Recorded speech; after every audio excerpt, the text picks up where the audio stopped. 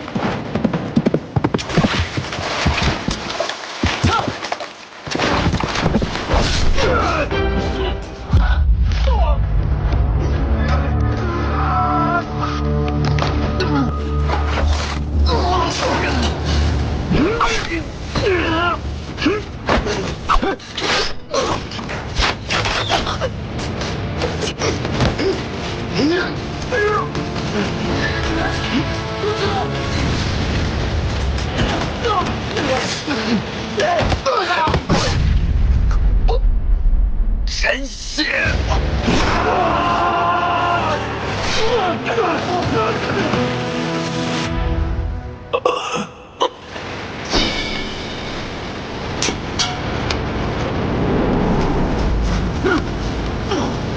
师兄！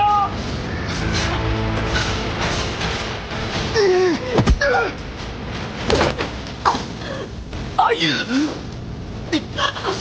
公子。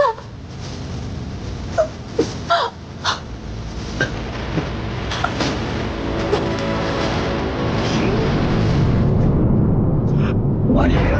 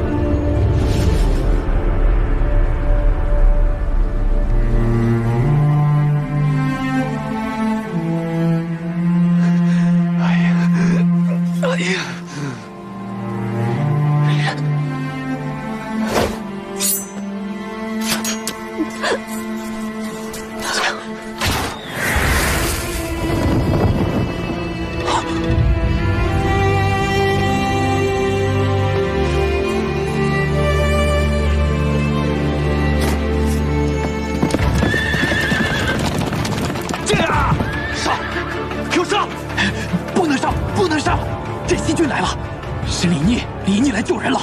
什么？就是李逆！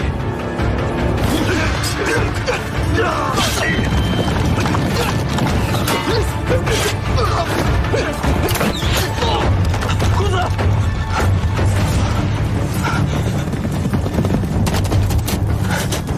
走。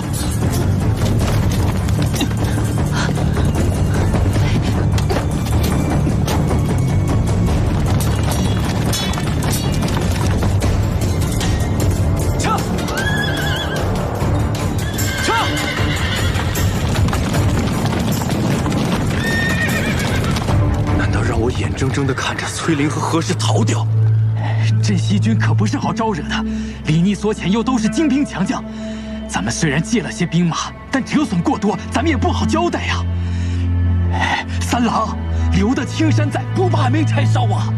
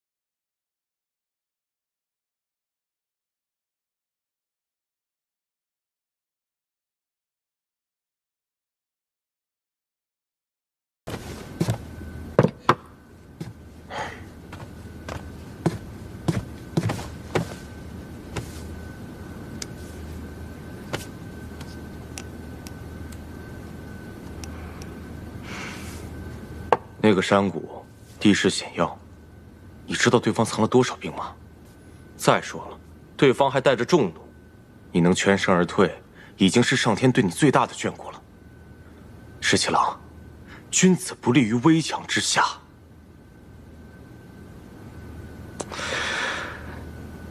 你说你好好一个武将，怎么偏偏要学你大伯那样，引经据典，整天长篇大论的？我们刚刚攻下潼关，正是谋划收复京都的重要时刻。你要是出了一点点差池，你让我们怎么办呢？再说了，那个何氏，他是崔家军中的人，你为了救他这么拼命干嘛呀？谁说我是为了何氏才去救人？你不是为……我是为了救崔公子。你觉得我信吗？我觉得你信。行，你说什么都对。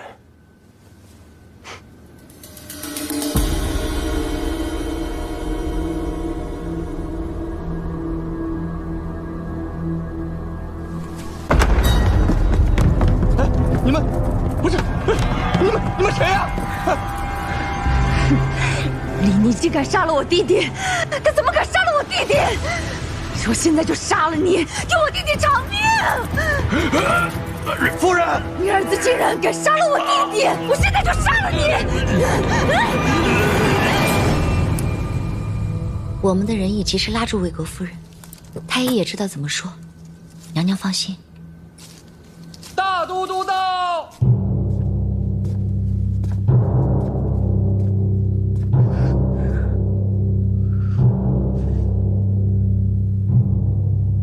请大都督恕臣无能，梁王惊惧过甚，脉搏本已十分微弱，更兼适才又因夫人之怒窒息良久，这心胆之气已散，药石罔效，已经过世了。我要砍了他的脑袋，给他儿子送去，让他儿子也尝尝什么叫锥心之痛。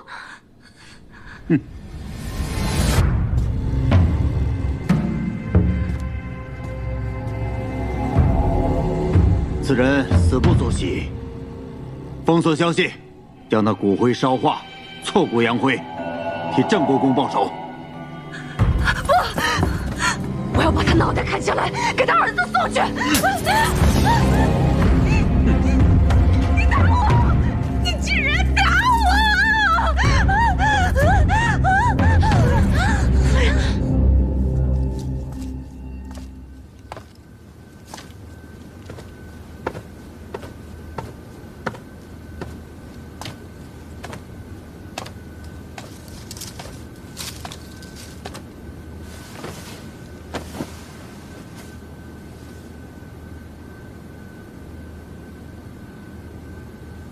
怎么了？梁王死了。什么？李逆砍了郑国公的脑袋送回来，魏国夫人一时悲痛气急，掐死了梁王。那得立马封锁这个消息，不能让李逆知道梁王已死。我只知道魏国夫人糊涂愚蠢，没想到她竟然坏了我的大事。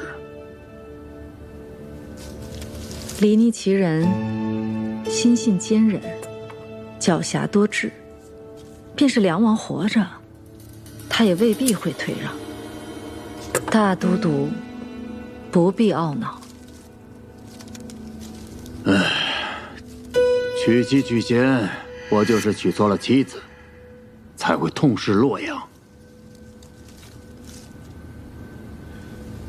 虽然是这样，哪怕他一错再错，大都督也从未对他如何。想必是糟糠之妻，毕竟在你心中不同寻常。你这又是何必呢？她是你名正言顺的妻子，我就是不喜欢她。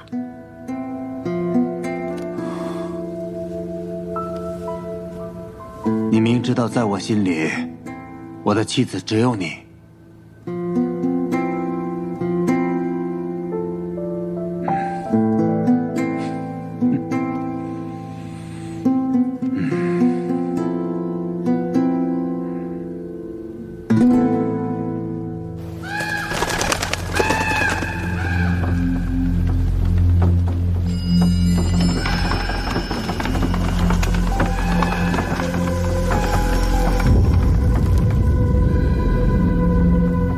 哎，对，就这儿吧，赶紧烧了得了。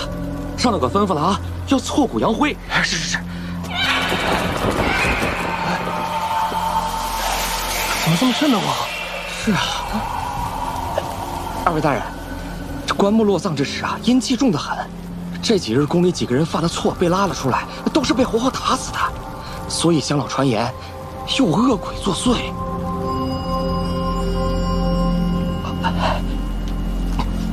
大人，今天死的这个人啊，衣着华丽，身上有好几种绸衣，还有那靴子，一看就非常有钱。您看看这，与其烧掉，还不如卖给我们当钱呢。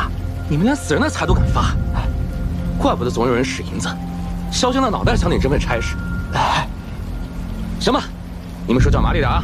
好嘞，上头说了，得让我们亲眼看到他烧成灰才行。二位请。快换，快换！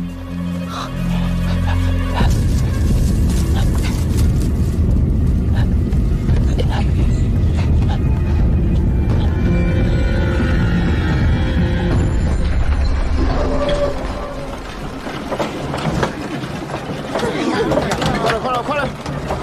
快走！快走！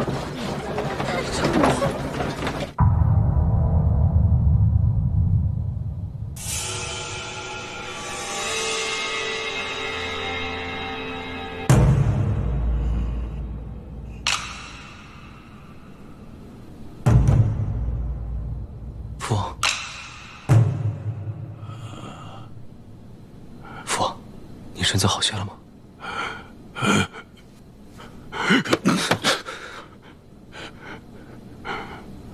吾非嫡长，如杀父王，吾必称帝血之。这是你写的吧？啊，是。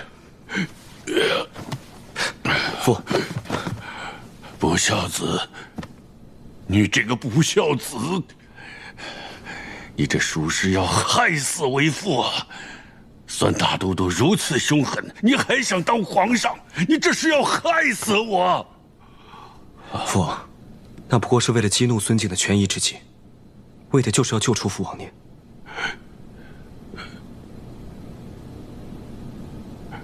救出我？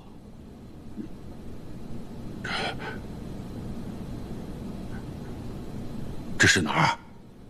这是潼关。自从孙敬叛乱之后，父王一直被扣在京中为止。我便一直谋划如何将父王救出。此前，通过崔家军在宫中的人手，在暗中布置，只等见机行事。好一个见机行事！你的见机行事就是给孙敬那样一封大逆不道的信，你可知道？若是孙敬一动念，我就身首异处了。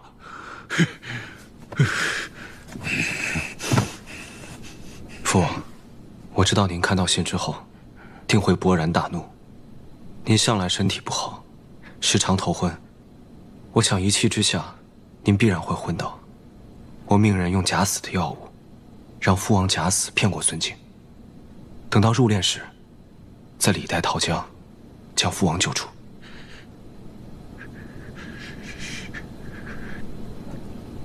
逆子，你这个逆子，你狂悖妄为！你这就是拿亲生父亲的命在做赌注，知道吗？儿子不敢。你还有什么不敢的？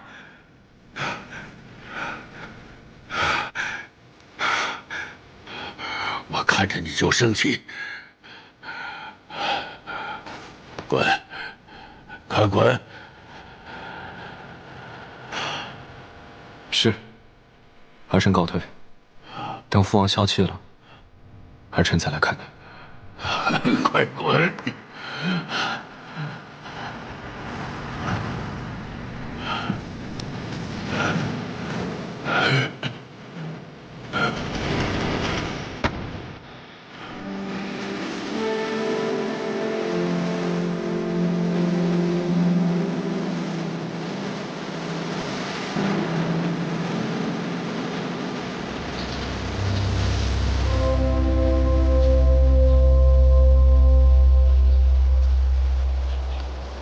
见过将军。听说迎回了梁王殿下，我便炖了一盅松蘑鸡汤，把油撇了去，再清淡不过。想着梁王殿下历经艰险，身心俱疲，用一些清淡养神的饮食，也可修培元气。皇孙不知道，我们小姐亲自守着小炉子，炖了好几个时辰呢。秋翠，多嘴。顾小姐费心了。将军这是哪里的话？将军是要办大事的人，忙于军务。婉娘身无一技之长，又是柔弱女流，在军中添了不少麻烦。既然迎回了梁王殿下，请将军允许婉娘来照顾梁王殿下的衣食吧。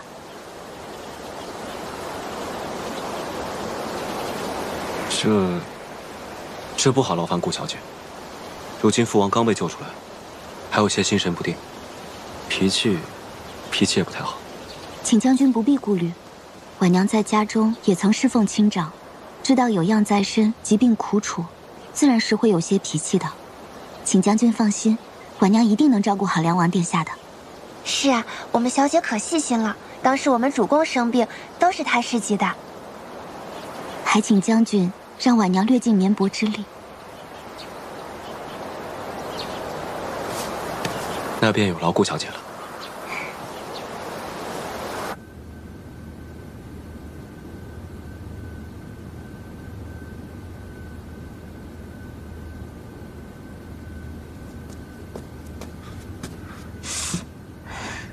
桃子姑娘，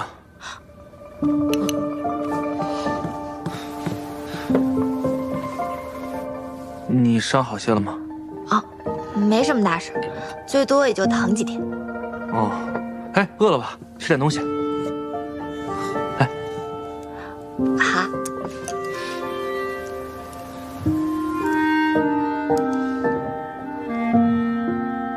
怎么了？面不好吃吗？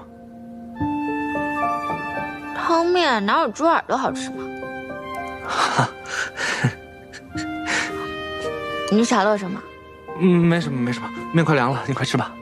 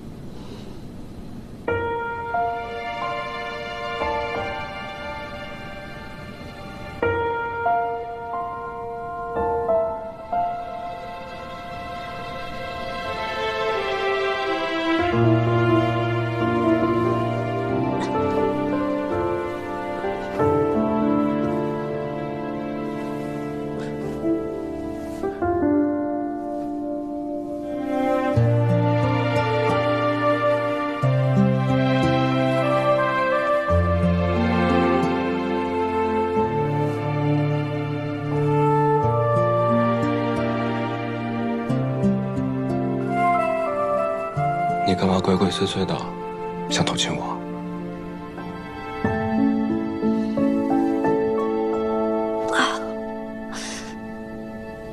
你有什么值得我偷亲的？哎，你这个人，是我救了你的命哎！你想想，我都救了你多少次了？你对救命恩人这么不客气的吗？皇孙放心，他日如果你有性命之忧，我一定是排除万难，披荆斩棘去救你。哼，得君一诺，敏感五内。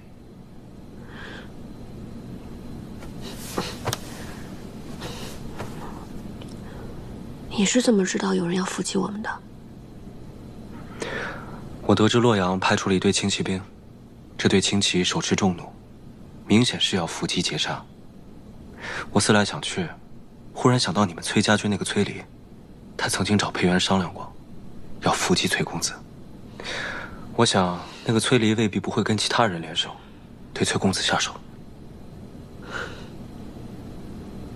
对，崔离，肯定是他。也不知道他用了什么法子，竟然能让洛阳的人借兵给他。崔离既然要杀崔公子，那必然得找一个人栽赃陷害，只为凶手。我近在潼关，又是镇西军主帅，不就是最好的人选？想必他也是用了这个法子，去说服我的兄长们借兵。你的兄长，他们竟会如此行事？他们糊涂愚蠢，自然容易被人利用。这世间事不外如是。崔离不也就是你们家公子的堂兄吗？不也一样兄弟戏强？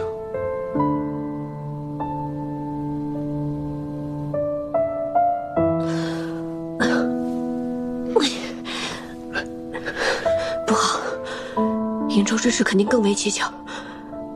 公子呢？桃子呢？他们都受伤了吗？还有我的马在哪儿？你不会现在要赶回瀛州吧？我是担心，瀛州乃是我们崔家军的根本。不行，我得想办法赶紧回去。安莹，你的伤不致命，但你们家公子可能要好好静养一些时日了。你如果执意要赶回去，我不拦你，但你要想清楚，你能不能撑到跟大军会合，还有没有余力去解救瀛州之事。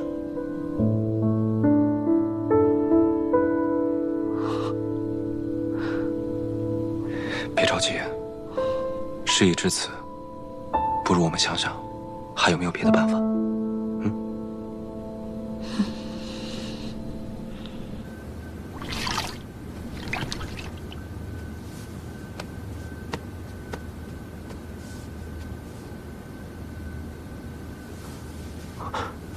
公子，公子，你醒了。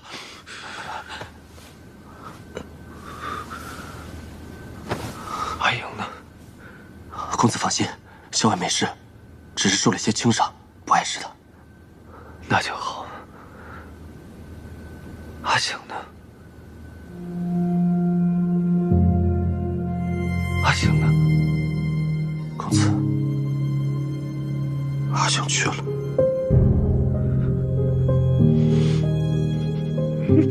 公子，你别难过，护卫公子是我们的职责。但是现在，阿醒不在了，阿醒真的不在了。公子，阿醒也不像你这么难过。我与阿醒都是没人要的孤儿。若不是公子和校尉收留我们，让我们留在崔家军，哪有我们的容身之处啊？能为公子而死，阿醒不会后悔的，我也不会后悔的。我不许你说这些话。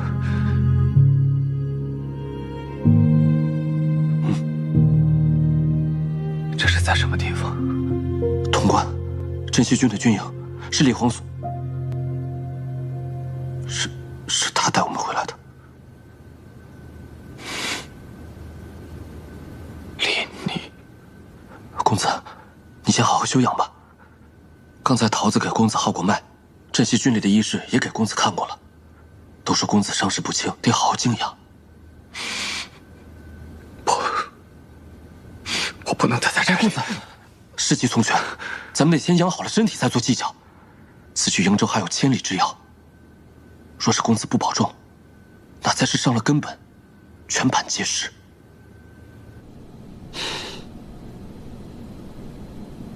还有一事，陈醒，还有那些战死的崔家军将士们，劳烦皇孙派人助我为他们收敛安葬。你放心吧，在你昏迷的时候，我已经派人收敛了战死的崔家军将士。我知道陈醒是你们公子的贴身亲卫，我命人给他立了碑。等你们崔公子康复了，再亲自去祭奠。阿英，节哀顺变。谢谢。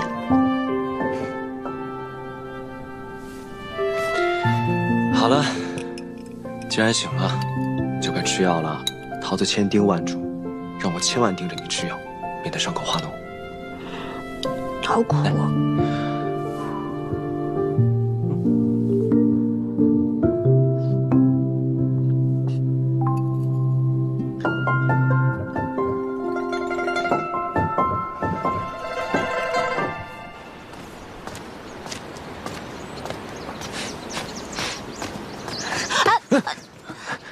哎，桃子姑娘，我正想去找你呢。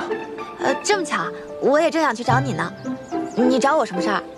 哦，这个是我给你找的上好止疼药，你把它涂在伤口上，这样你伤口就不会疼了。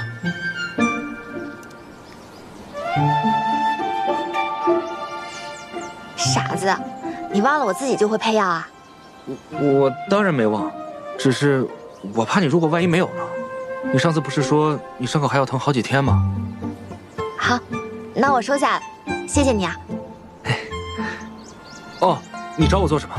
哦，我找你啊，是想让你帮我一个忙。你要我帮你什么忙？你尽管说，我一定帮。你们那儿有没有糖霜啊？若是有蜜糖的话，那就更好了。糖霜啊，我们这行军打仗的，厨房里怎么可能会有糖霜呢？蜜糖就更别说了。哎，你要糖霜做什么？我们家校尉从小吃了药以后啊，就不肯吃饭。这时候如果有糖霜的话，吃完药以后给他一盏糖水，他才能吃得下饭去。可是这附近也没有集市，无处去买啊。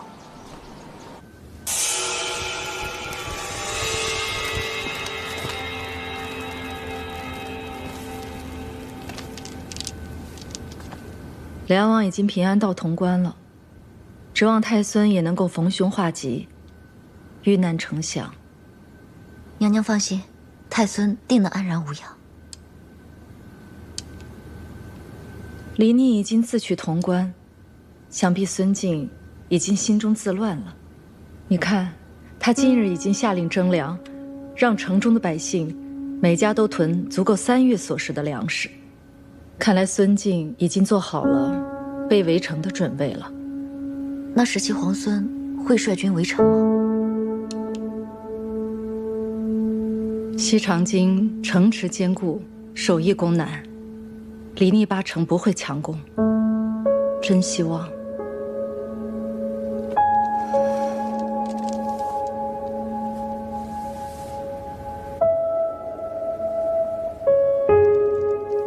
在孙敬召回征百越大军之前，李逆就能光复西长京。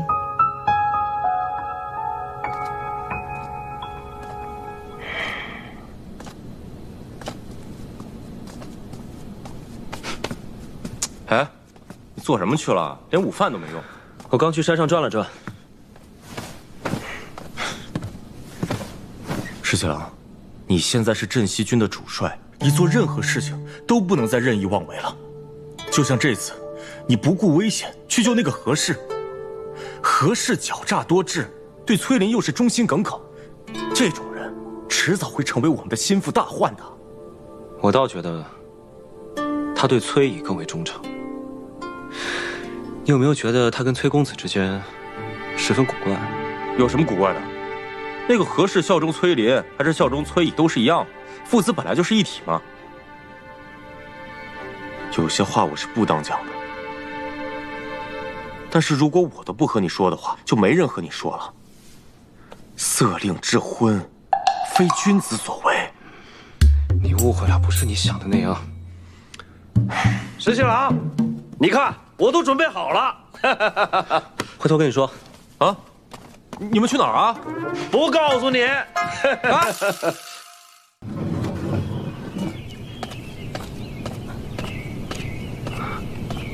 公子。哎呀，慢点。哎呀，伤势如何了？公子放心，我没事，只是皮外伤而已。倒是你，伤势颇重。来，先把药喝了，快喝。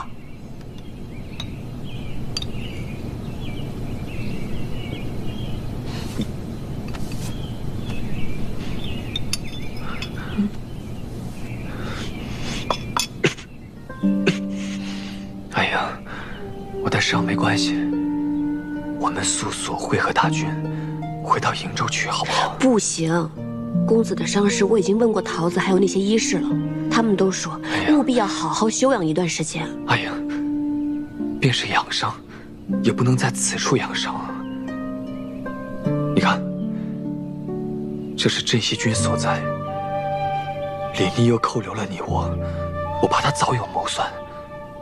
现在瀛州的情况十分危急，你知道的。镇西军自取洛阳，便已手握大半山河，他又对我们崔家军有隙，我怕他。镇西军不会如此行事的。你是觉得镇西军不会如此，还是觉得李逆不会如此？孙敬未除，镇西军又是秦王之师，无论如何，镇西军也不会对我们崔家军如此行事啊。孙敬已危入累卵了，东都已失，潼关已破，他的10万大军又在南征百越。李逆若剑指西长京，孙敬他除了固守别无他法，他现在唯有进军而已。李逆若攻下西长京，到那时候，便是要取你我之首级，去胁迫父亲，胁迫崔家军。公子多虑了。莫说西长京现在是固若金汤，即便是有一天李逆攻下了西长京，他也不会对我们崔家军如何的。你这是被李逆下了迷魂汤！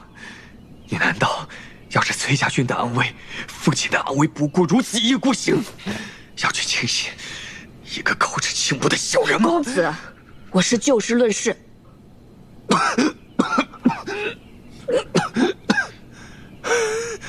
公子伤势未愈，还是静心休养为上。阿英，阿英，公子，公子。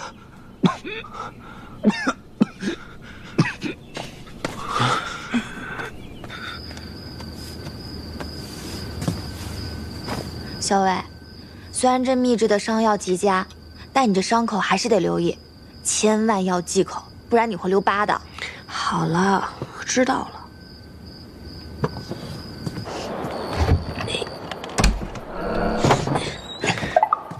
好端端的，为什么要翻窗户进来啊？哎，刚刚进来的时候撞见了桃子，她又不让我带外事，于是我只能翻窗了。你看我给你准备了什么？堂堂皇孙，我还以为是什么宝物呢，就是几张烙饼啊。其实呢，还有一碗肉想让你卷饼吃，不过我刚才在窗外听见桃子说你要忌口，不能吃荤腥，于是我就把肉吃了。你呢，就凑合凑合吃个饼吧。这饼有什么稀奇的，还值得皇孙巴巴拿来？稀奇嘛，倒也没有，只不过知道你食欲不佳，特地为你烙的。既然吃不了肉，那就蘸点蜂蜜吃吧。这可难得了，这是哪来的蜂蜜啊？下午啊，我在山边岩石下发现了一个蜂巢，于是我就跟老鲍去把它给摘了。这碗蜂蜜啊，够你吃好些天了。你养伤要吃药，吃药苦的话，你就就着蜂蜜一起喝吧。嗯。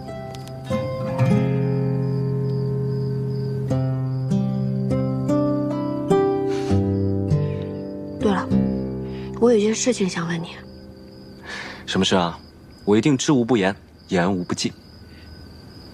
皇孙打算如何收复西长京？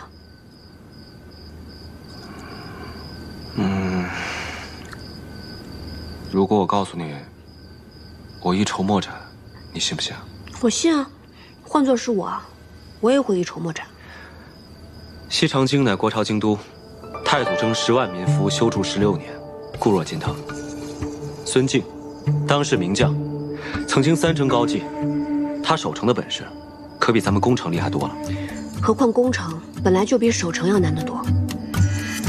而且，孙敬这个人冷酷凶残，几乎无懈可击。你说，我能不一筹莫展吗？现下他派大军征战百越，又派大队人马北上瀛州，其实他可用之兵并不多。那也有10万禁军，留着守城之用啊。禁军原本是天子亲将之师，可以动摇吗？当初就是禁军反了，要不然孙敬能凭一己之力颠覆朝纲，弑杀先帝，杀诸王吗？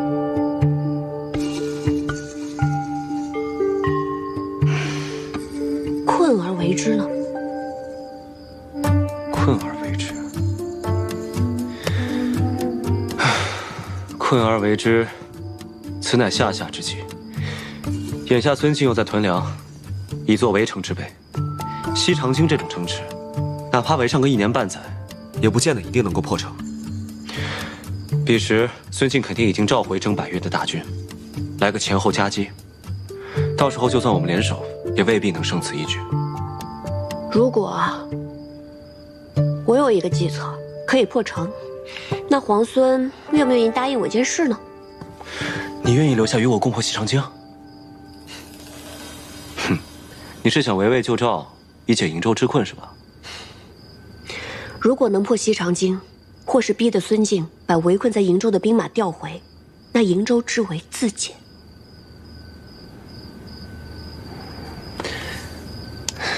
我答应你，就算你对我提1万件事，我都可以答应你。皇孙还真是唯见眼前之列。要是我不能破城，那你就什么都不能答应我了？那倒也不是，你若不能破城，我可以答应你9999件事，但你却要答应我1件事。什么事啊？现在还没有想好，等我想好了，你再答应我也不迟。怎么这么古怪的说法？我总觉得你在谋算些什么。你放心，我不会让何萧为你为难的。那我这件事也不会让你为难。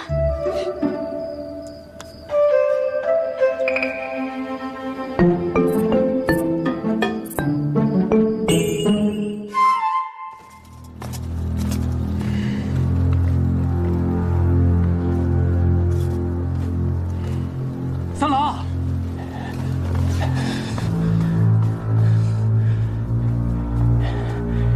斥候探到了，崔林与何氏被李逆所救之后，正在潼关休养。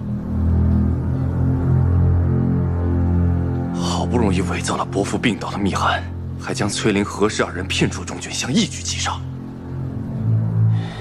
谁知道冒出来个李逆，现在2人归宿于潼关，我们是一点办法也没有。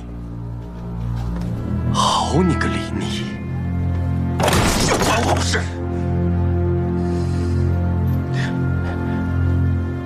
三郎别急，崔林与何氏的兵马所剩无几，崔家大军也被阻在途中，他们必不可能一直留在潼关。只要我们耐心等待，总能寻得机会再下手。传我命令，就在潼关附近扎营。还有，让斥候严密地探查崔林还有何氏的下落。一旦2人离开潼关，便是他们的殒命之时。是。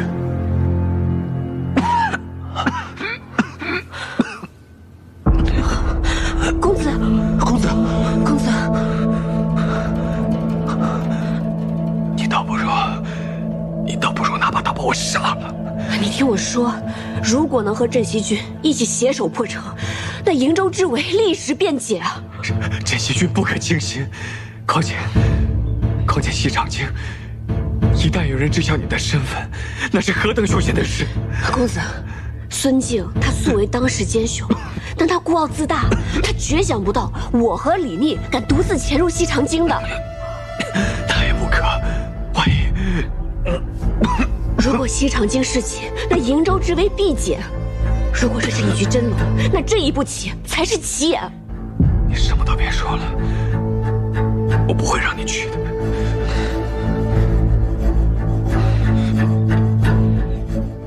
公子心系瀛州，但又担忧我的安危。可我居意已决。公子你放心，就算誓不协议，我也定能安然而返。阿莹，我出言恳求，能不能不要走？公子，阿英，我实在是担忧你。你若是失陷在西长京，你要我怎么见父帅？你若是真的失陷在西长京，我万死莫赎。公子，我意已决。阿叔，照顾好公子。哎呀，公子，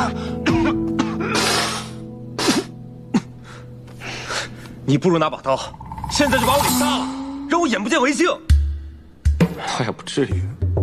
好好好，你刚才是告诉我，你打算和何氏一起乔装打扮，潜入西长京，谋取夺城之事。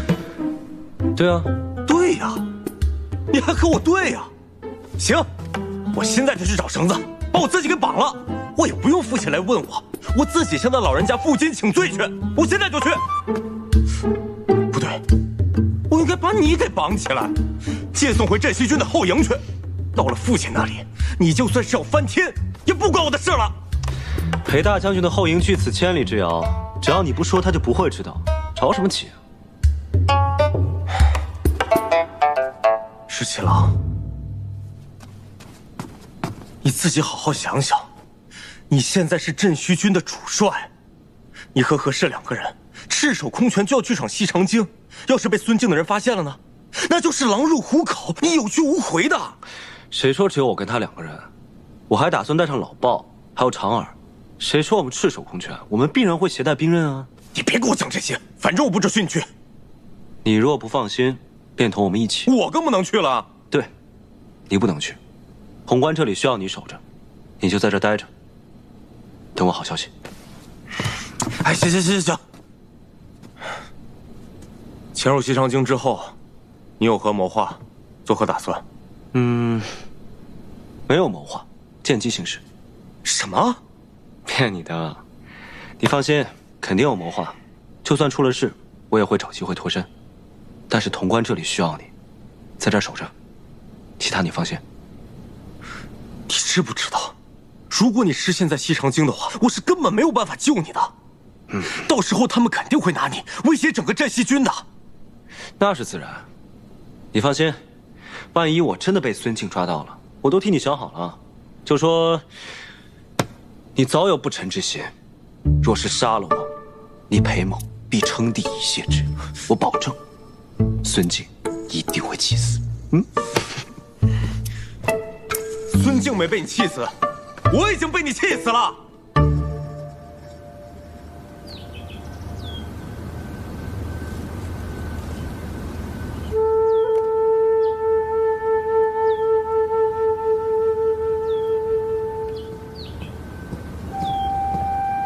小姐，皇孙殿下来了。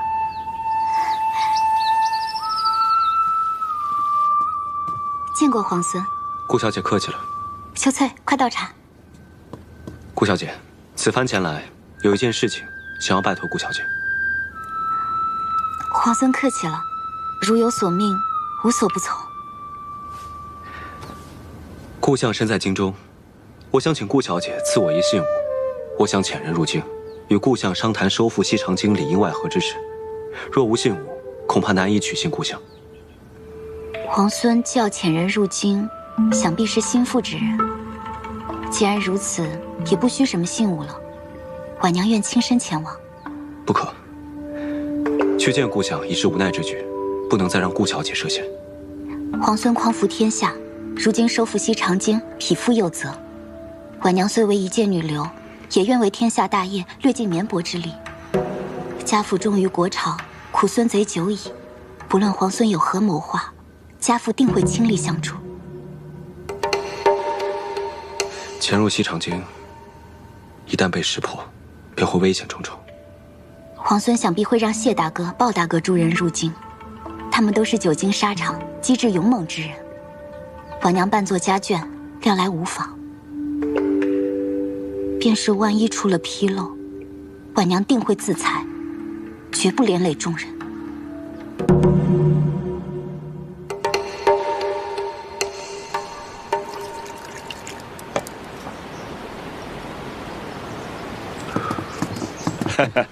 这酒我尝过，酒香四溢，真不错。这酒是泸州的，为何要千里迢迢运到西长京啊？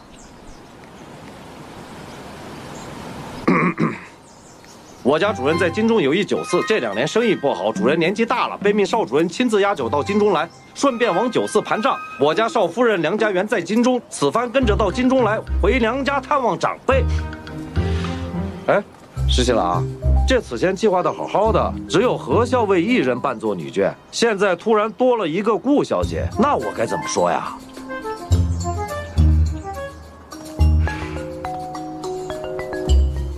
只能说是我妹妹了。那顾小姐要去的事儿，你跟何校尉说了吗？说了。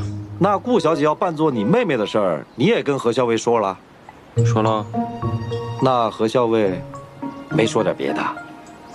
他倒是说扮作他妹妹也可以，只不过我觉得扮成谁的妹妹不都一样吗？还真不一样。你呀，赶紧让顾小姐扮作何校尉的妹妹吧。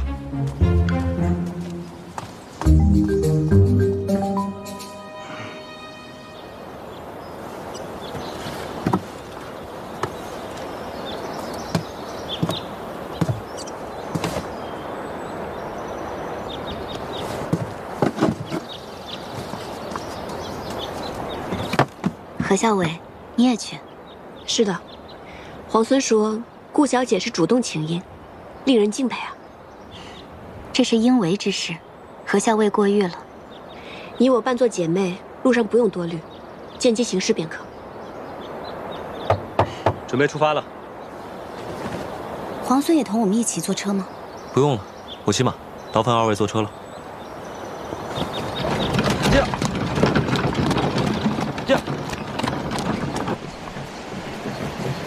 阿娘，咱们的粮终于够征粮和屯粮了，不然还不知道被军爷怎么为难呢。幸好啊，把你说给了徐家三郎。这城里一下令屯粮啊，徐娘子立刻派人捎信儿过来，说给咱们准备了粮食，还说呀，要不是徐三郎去途州贩布了，怕是要让三郎把粮食给咱们送进城呢。徐娘子啊，对你这么上心，将来定是位疼你的婆母。阿娘。哎呦，七娘，有军士过来了。徐娘子说，孙大都督派的人到处抢粮食，怎么办啊？这怎么争啊？往哪藏啊？拿娘的衣服，快！哥几个，前面有人！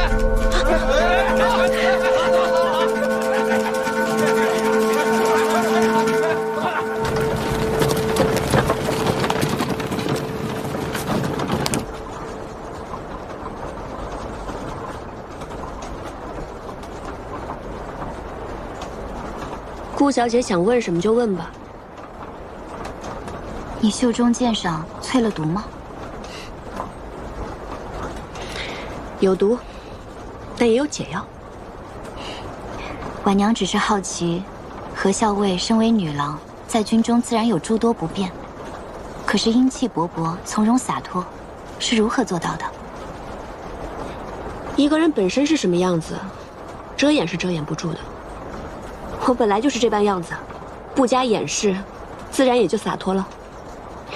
世上诸般有所求，自然也会为之所困。顾小姐是个聪明人，肯定也是明白的。谢何校尉指点。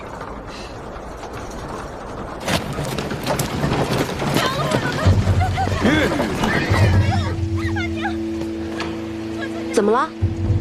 前方李雪，有人在喊救命！求求你们！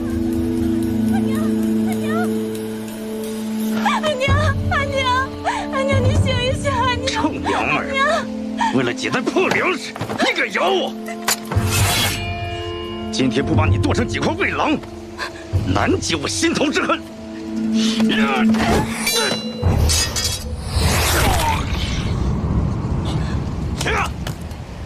嘿，你爷爷我在这呢！吃爷一掌！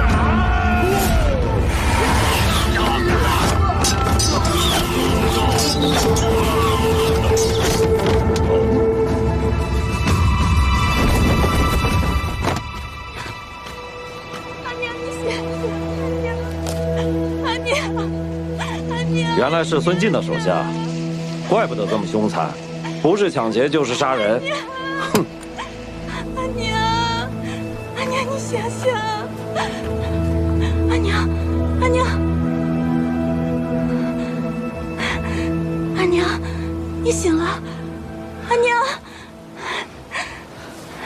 阿娘，阿婶，你没事吧？啊，对，是这些义士路过救了我们。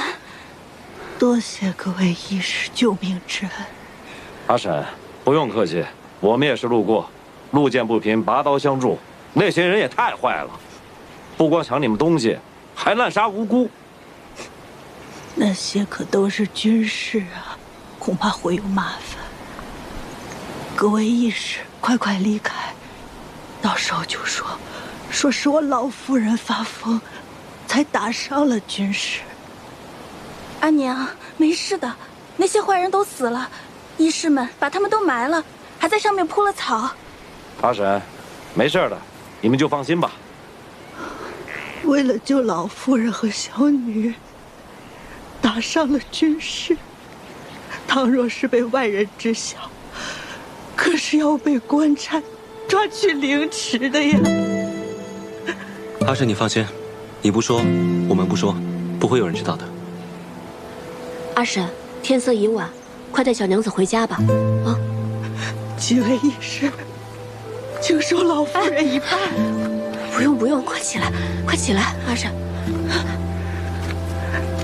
几位义士，那车上都是粮食，义士救了我们母女的命，那些粮食就送给你们吧。不用了，谢谢阿婶。我们出门都带着干粮，你们赶紧进城去吧，再晚就进不去了。来，阿娘。那就多谢各位义士救命之恩，多谢义士。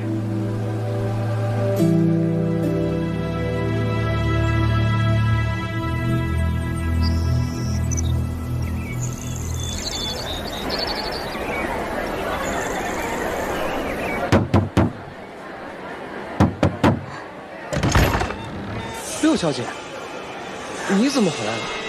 一言难尽，快去通报父亲。六小姐，相爷如今身子不爽，此事不敢惊扰。我有要紧事，若是耽误了，你担当得起吗？六小姐能有什么要紧事啊？我去并州替父亲祭祖，匆匆赶回来，一定是有要紧之事。你一个奴仆将我阻在门外，不予通报，按照家规敷衍色泽，蔑视主人，你该当何罪？这六小姐从前都是个闷瓢葫芦，今天怎么突然厉害起来？哦，六小姐严重了，六小姐快请进，我这就去通传。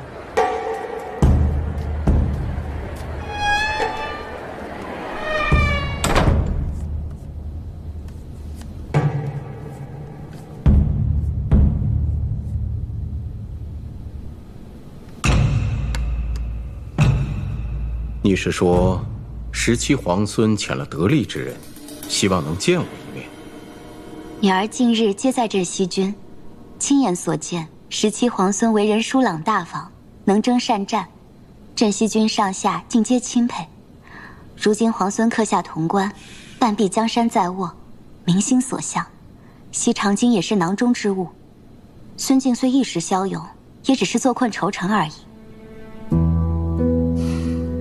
婉娘啊，你从前在为父面前，可从未如此这般说话，也从未说过这么多的话呀。从前您是国朝的太平相国，那时做您的女儿，和如今自然是不一样的。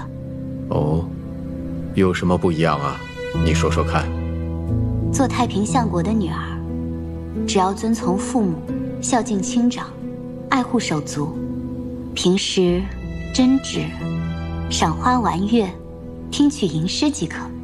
哦，那如今呢？父亲您为孙敬下在大牢，仍旧不屈，京中士族都以您为典范，连皇孙提起您，也是满满的敬佩之意。这时做您的女儿，要懂得识时局，懂天下大事，为父亲做到知无不言，言无不尽。如果父亲觉得我这一个小女儿还略可堪用，那婉娘便心满意足了。婉娘啊，从前为父倒是看错你了啊！父亲优于国事，对家事关注甚少，否则以父亲一双慧眼，又怎么谈得上看错呢？那你倒说说看，这17皇孙派人来见我，所谓何事啊？婉娘向父亲赔罪，方才婉娘诓骗了父亲。其实17皇孙不是遣人来了，而是他自己来了，想跟父亲面谈。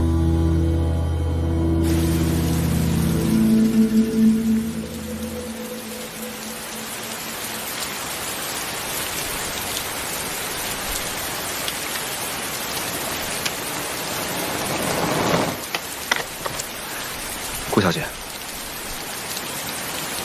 见过皇孙。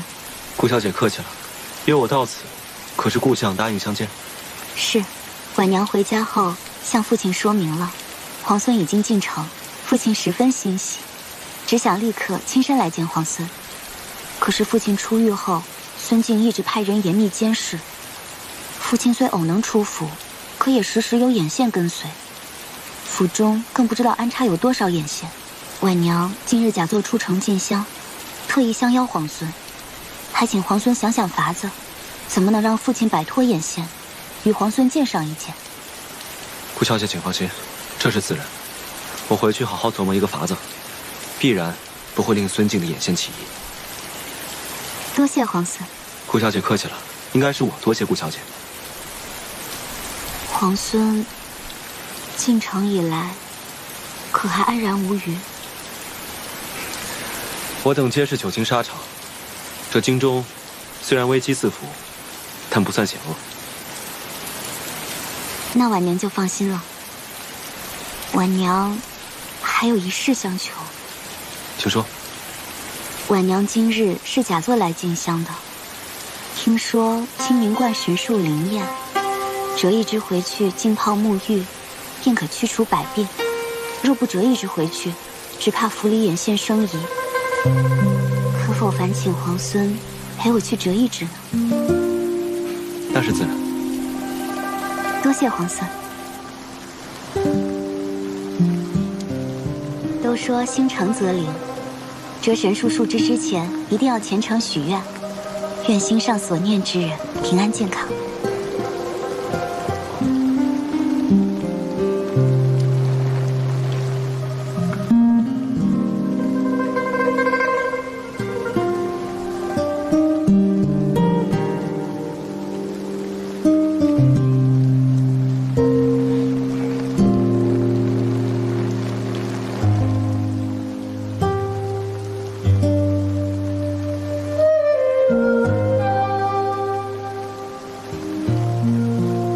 是这只吗？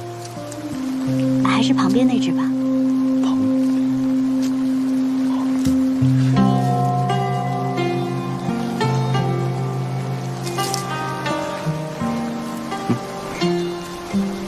今日就多谢，真是多谢郎君了。无妨，顾小姐，以后叫我17郎就行。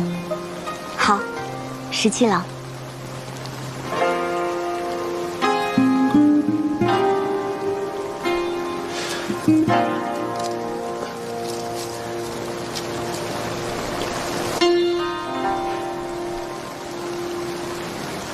17郎，神术虽灵，但今日折了，今日就要泡水沐浴。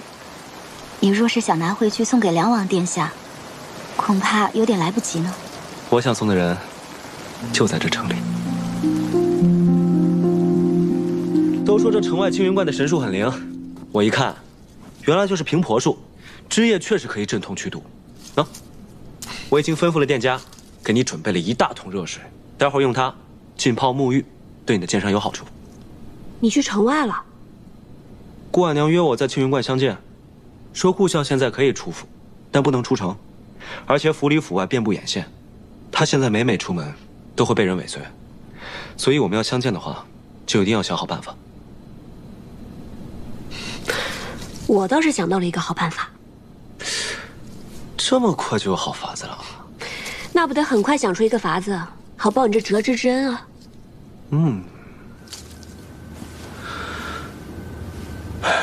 没想到李逆还真的救出了父王。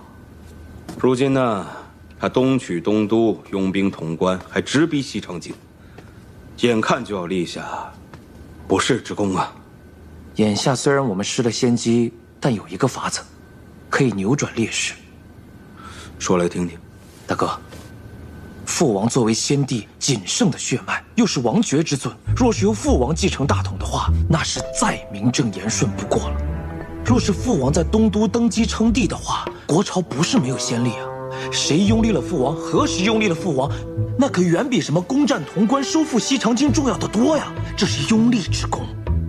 大哥，你是长子，父王一旦登基的话，你就是1等1的功臣，这东宫之位舍你其谁？再者，李逆手握重兵，屡屡立下了战功，但一旦父王登基了，他这战功就成了朝中大忌。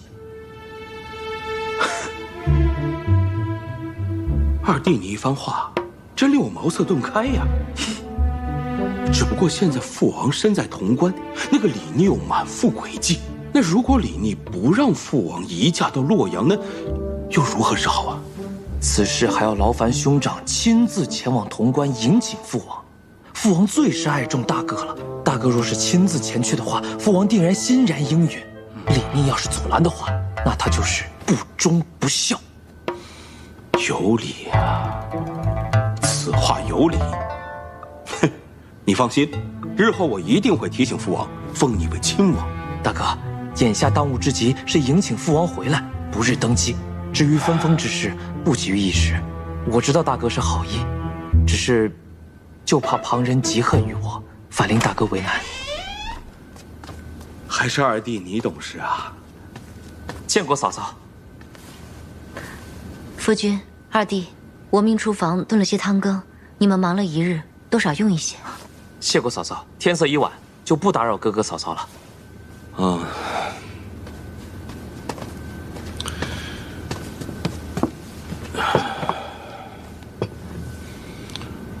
用一些吧。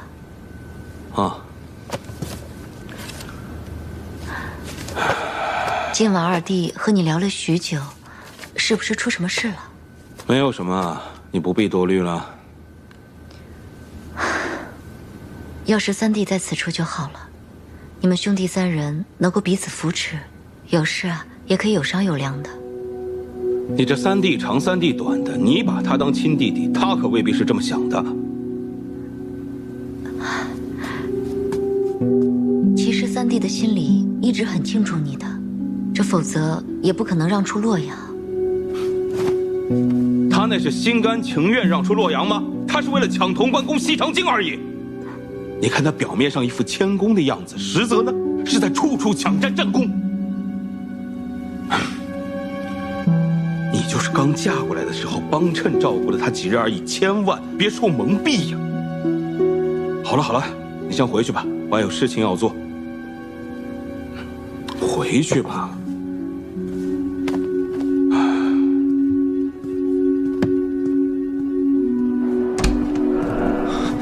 石七郎，潼关传信来，出事了。怎么了？林子王他亲自带了车驾，从潼关接走了梁王殿下。小沛将军也没有办法，只好派人送了信来。我这位兄长，真是时时刻刻都想要表现出他那份小心。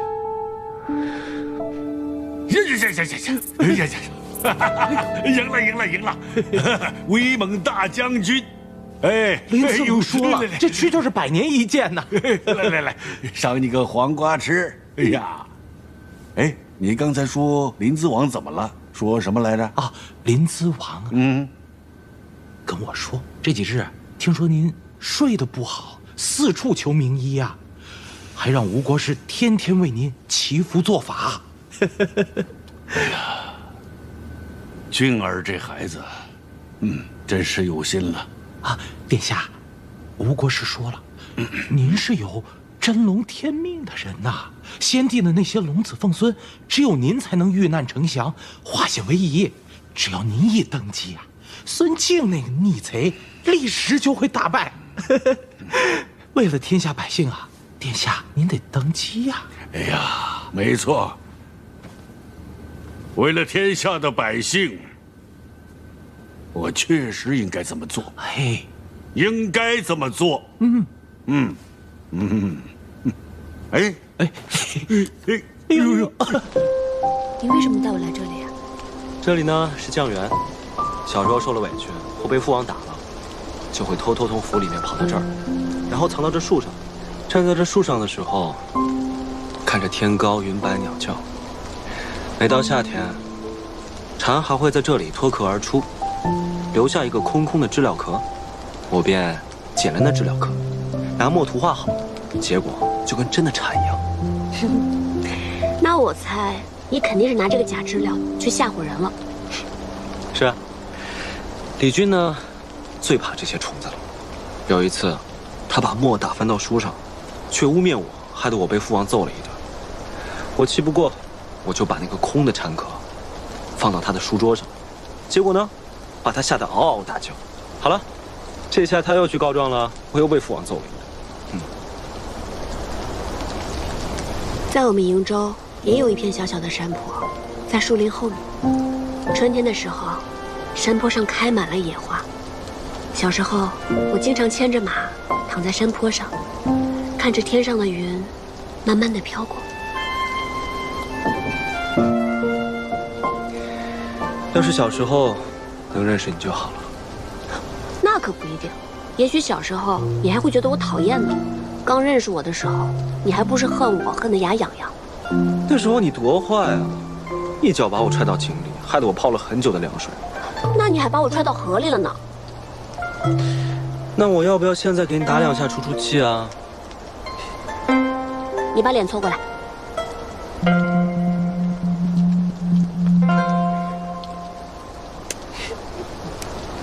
说好打不能弹的。为什么只能打不能弹？我不管，你弹了我就要弹回来。哎，你看，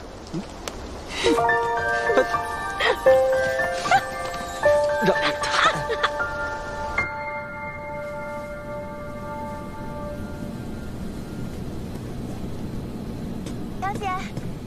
小姐，翠翠，小姐，我可算是见到你了。你怎么回来了？我不是让你留在潼关照顾梁王殿下吗？梁王殿下被接到洛阳去了，说是什么林什么我，就是梁王殿下的儿子，亲自带了兵马到潼关来接的。林淄王啊，林淄王把梁王殿下接走了。就是林淄王。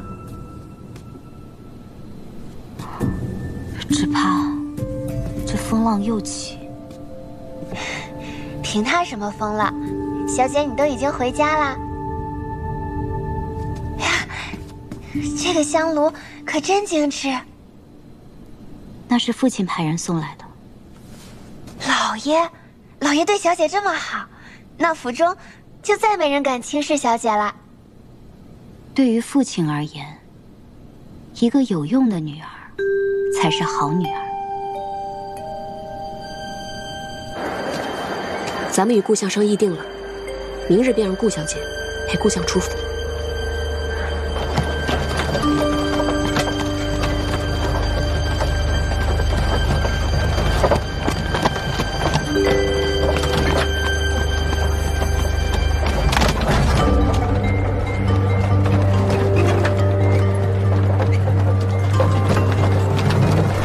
让顾相只装作去绸缎庄量体裁衣。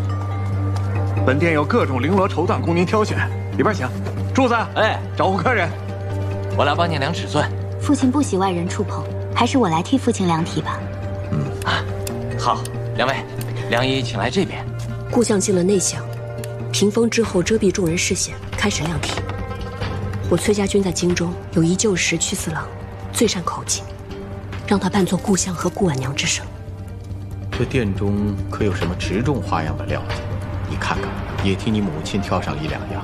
父亲，我觉得这样就还不错，但这宝相花纹似乎太老气了些。父亲，这件你看看，这件可以做夹袍。甚好，甚好。那我们就选这一样吧。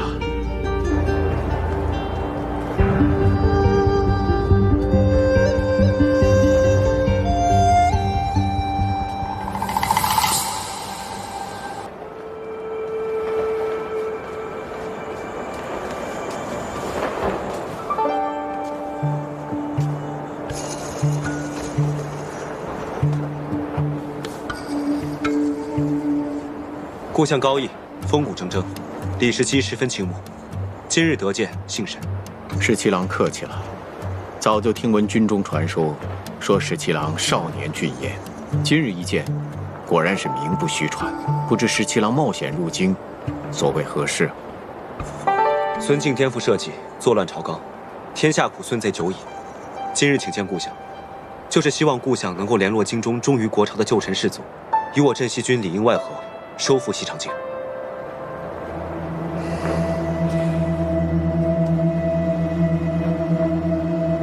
孙敬此人奸诈多疑，自从洛阳郑国公事后，他对朝中旧臣士卒看管得十分严密。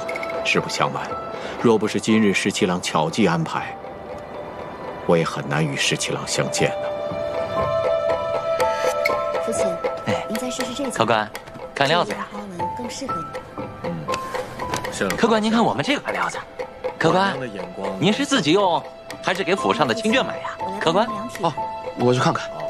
哎，客官，您可以看我们这款布，今年卖的也很不错的呀。客官，哎，我去看看。攻城乃是军事，只要城中旧臣士卒心向国朝，暗中相助即可。届时大军入城缓慢，若城中无人接应，只怕大军入城后反倒大乱。所以要紧街坊各处思局，还要倚仗城中士卒，否则民生要害皆尽毁，必失民心。此事自然是可以暗中策应的。城中的仓廪、油坊、水井、渠闸等诸多要害之处，皆在街坊之内。士卒大家各自有私兵护卫，到了那时，必定会先行守护周全。多谢故乡。如此看来，17郎已然成竹在胸，有了破城之计。略有谋划。这种事情十分机密，多一个人知道便多一份风险。17郎也不必与我说，到时候我自会照着17郎的安排，完成17郎所托付之事便好。您要是不买料子呀，您别妨碍其他的贵客，您说是吧？啊？哎，说可对。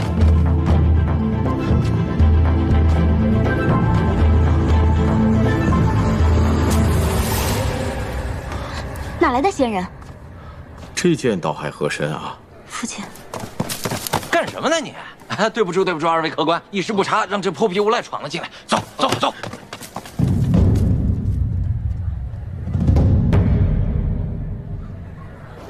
客官，你尝尝我们这茶。今日能与故乡相见，也算是有惊无险。我家茶呀，还得多谢你那个继子。能得17郎一个谢字，也算我不虚此行。清凉爽口的杨梅茶嘞，公子小姐来一壶。还记得我们那日在茅屋下与夏饮茶做饭吗？当然记得了。若这一次能够收复西长京，诛杀孙敬，到那时候，我们就一起驰马乐游原。只怕到了那个时候，皇孙殿下政务繁忙，有别的要事，早都忘了跟我还有乐游原之约了。不可能，再忙再累，我都不会忘记你，更不会忘记与你的乐游原之约。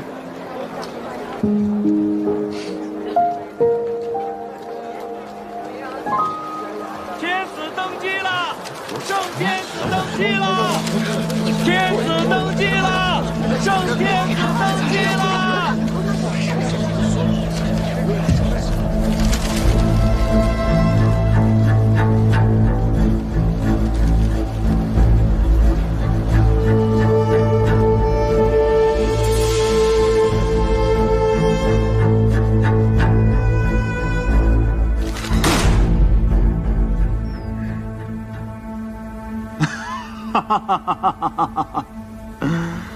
哎呀，这新闻写得不错呀，尤其是骂我那段儿，孙贼不死，苍生何辜啊！大都督恕罪。恕什么罪啊？我看好得很呐。这等森严的宫禁，竟然能把一个死了的梁王偷偷弄出宫，然后死而复生，还能在东都登基称帝。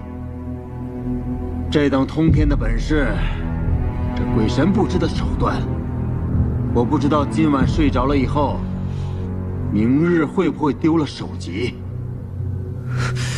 大都督恕罪，大都督恕罪。哼，那些可疑的人不需要讯问，统统都杀了。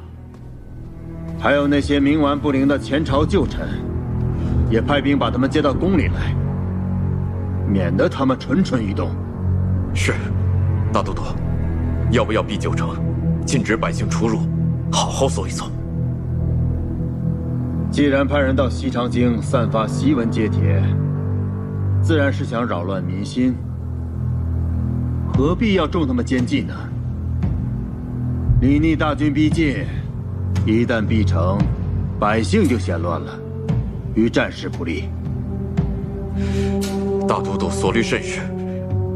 不过，进出城门的人要严加盘查，城中也要细密搜索。务必要抓到那些散发檄文揭帖的奸细，砍了他们的人头，送到洛阳去，好好吓一吓那个梁王。哼，梁王这个老头胆小，若是真被我吓死了，那可就成了天大的笑话了。是。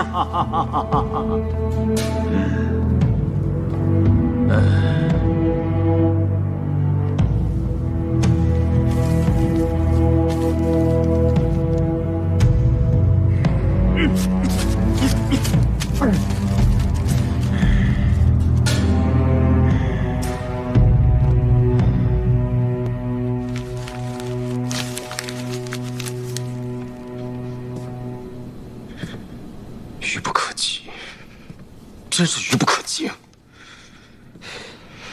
此时临淄王和会稽王拥立梁王登基，确实不是时候。我本以为他们好心迎回父王，是想给他压压惊，无非是邀功之举，但我没想到，他们竟在此时拥立父王在洛阳登基，还昭告天下，真是愚蠢。石七郎，情况不妙，孙敬的兵马正在到处搜捕散发檄文揭帖的人。还有，我刚刚回来的时候，听见里长派人跟店铺掌柜说，所有住店的客人都要仔细查验看河，就算有店铺作保也不行。看来这个地方咱们住不了多久了。虽然我们伪造的看河跟真的没有分别，但是西长京的街坊管得甚严，只要用心核查，还是能看出来咱们的看河有异。大事不妙！我打探到消息，晋军的兵把顾府给围了，我也不敢跟得太紧。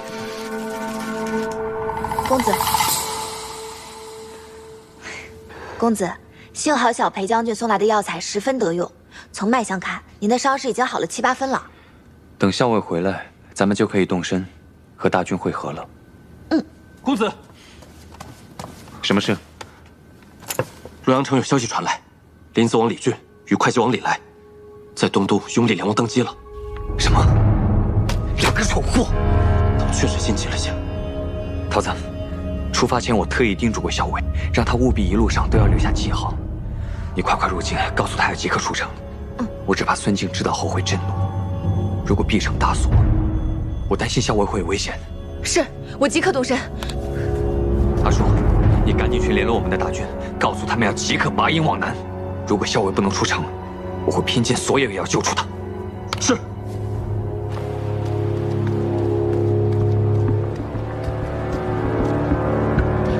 放开我！凭什么抓我？放开！放开我！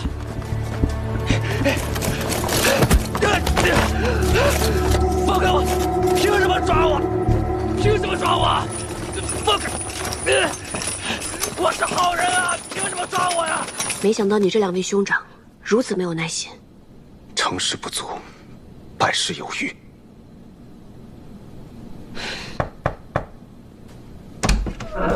石七郎，顾小姐来了，请坐。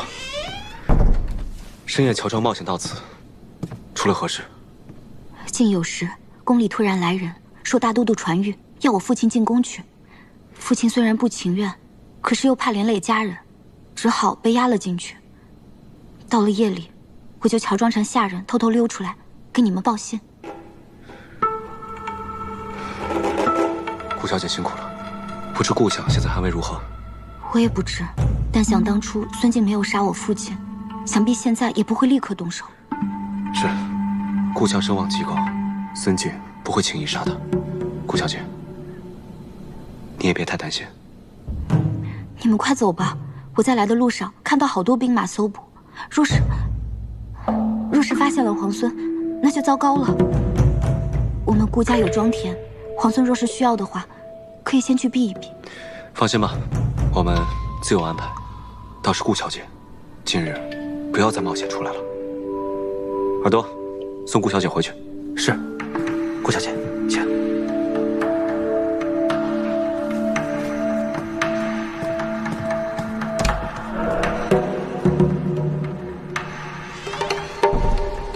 给我搜，挨家挨户都不能放过。拿着我看看。还有你，拿着，都是你的。怎么样？你配的。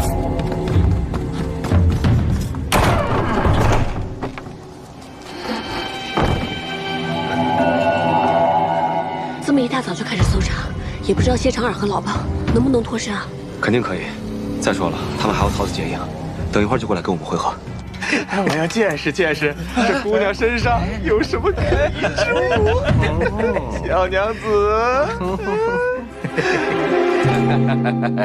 官人，竟敢脱你爷爷的衣服！看我这大胡子，不扎死你！大家互都不能放过。是。进来看看。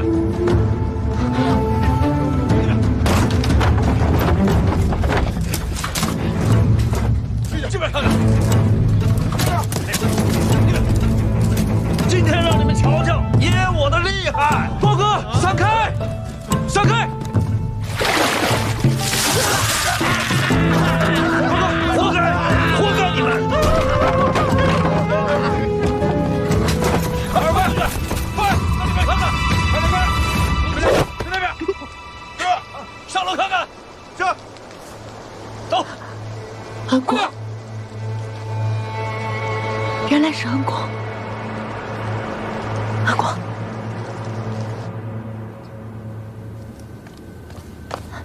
娘娘，打听到消息了。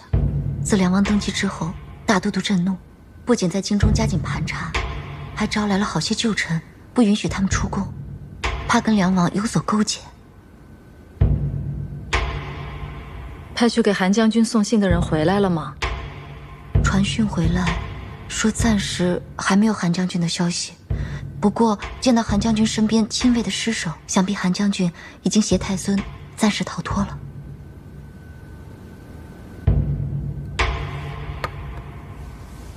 没有音讯也是好事。咱们找不着他们，旁人自然也找不着他们。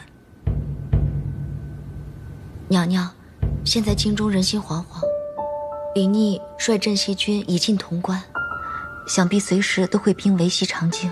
现在正在令京中百姓加紧囤粮。孙敬已经急传命令，召回征百越大军。如果大军还朝，守义攻南，李逆未必能胜啊。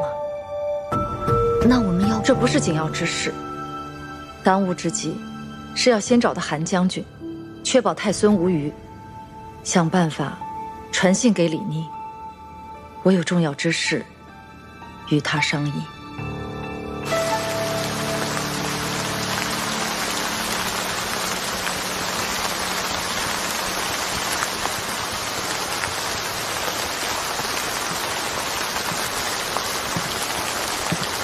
今日若不是韩将军舍身救我，我又死了一回。殿下不必如此，这是臣之本分。孙敬的暗卫铁骑追杀得这么紧，可能是秦王兵马大胜，孙贼最后的垂死挣扎，丧心病狂而已。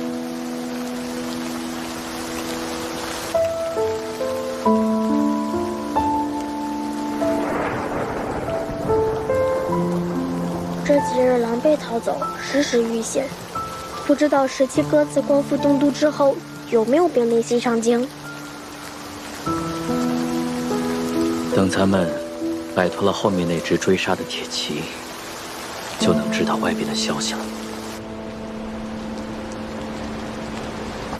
几位恩公，刚才我借着买果子去街上打探了一番，每家铺子连同驿馆客栈，都在搜寻有没有异乡人，哪怕是有官府的录引，也要被细细盘查。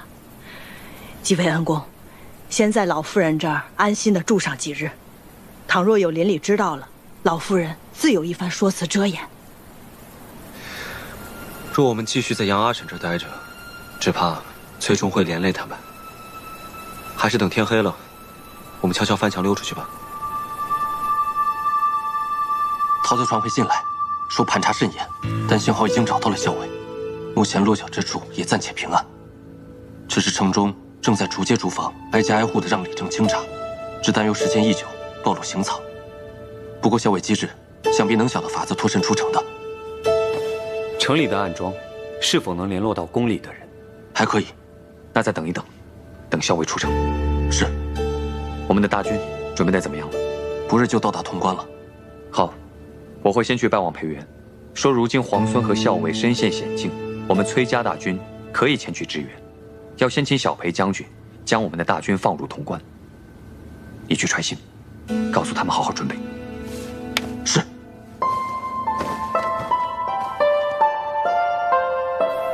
我想到了一个法子，即使我们录了行藏，也不会连累杨阿婶。什么法子？杨阿婶的女儿杨七娘跟一个叫徐三郎的人定了亲，但是我问过杨七娘，左邻右舍都没有见过这个徐三郎。七娘，你们那日从城外回来，是去乡下亲友家了吗？如果到时候我们有机会脱身的话，恐怕你们还是要再去亲友家避一避才行，免得左邻右舍会起疑。那日去的，倒也不是外出，是我未婚夫婿的家，他叫徐三郎，与我定了亲。不过不巧，他出门贩布去了，不然那日也不能让我和安娘出城去取粮食，遇着凶险。原来如此，杨七娘告诉我，她阿娘早就已经给她准备好了嫁衣嫁妆，就等着徐三郎来迎娶。我跟杨七娘年纪相仿，身段也差不多，等到时候你扮成徐三郎上门迎亲，我就穿上喜服，盖上喜帕，到那时大家只会认为我是杨七娘。花轿一坐，吹吹打打的往城外走，又有李正的嫁娶文书做担保，城门处也不会为难的。不行，若这么做，不仅让杨阿婶冒险，还会耽误杨小姐的终身大事。恩公救了老夫人和小女的性命，何出此言呢？此计甚妙，不过是顶着小女的名头送嫁，又何谈冒险呢？等三郎回来了，我悄悄地把小女送过去，与他拜堂即可。滴水之恩当涌泉相报。更何况，恩公曾救过我们性命，只有恩公脱险，老夫人心中才得安宁嘛。多谢阿婶相助。十七郎，咱们快快出城才是上策。如此，多谢杨阿婶。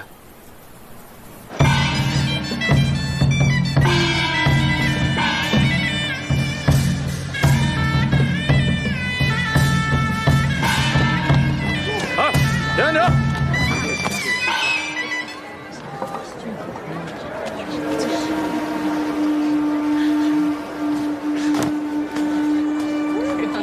这位君爷，今日娶妻，这是李正出的婚嫁文书。城外徐家庄的徐三郎，要娶杨家七娘。是，今日娶杨七娘。来，这是东街贺家的喜饼，给君爷垫垫肌。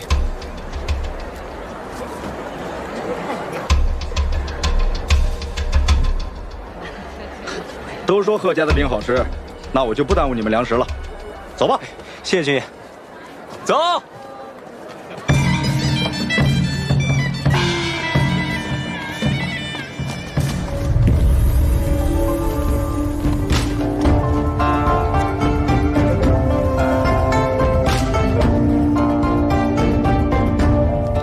皇孙这次虽然拿了人家的衣裳，却把刚才那身喜服放在了人家院子里。这可谓是以物易物，跟之前的不问自取相比，还是长进了不少。这之前不是事发突然吗？其实，我还挺喜欢穿这身喜服的。校尉，校尉，桃子，刚刚公子传信来说，我们崔家军的一队人马被孙敬的人给冲散了，所以他希望我们尽快前往，一起回潼关。既然如此，那我们就改道会合吧。皇孙这是要回潼关吗？虽只百里，但是此处地形复杂，我还是陪着你去吧。如此说来，皇孙这是担心我跟大军会合，会对潼关不利。那是当然，你这诡计百出，我定要亲自盯着你才行。走。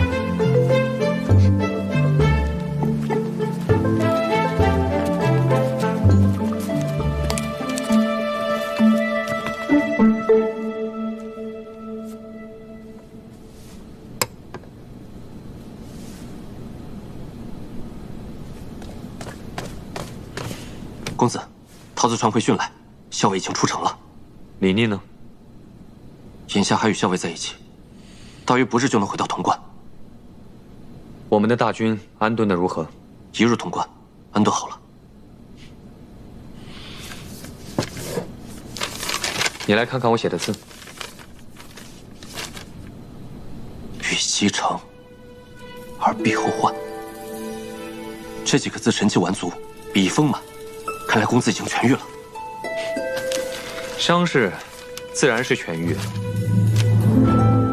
既然如此，就应该拿过去的错误作为教训，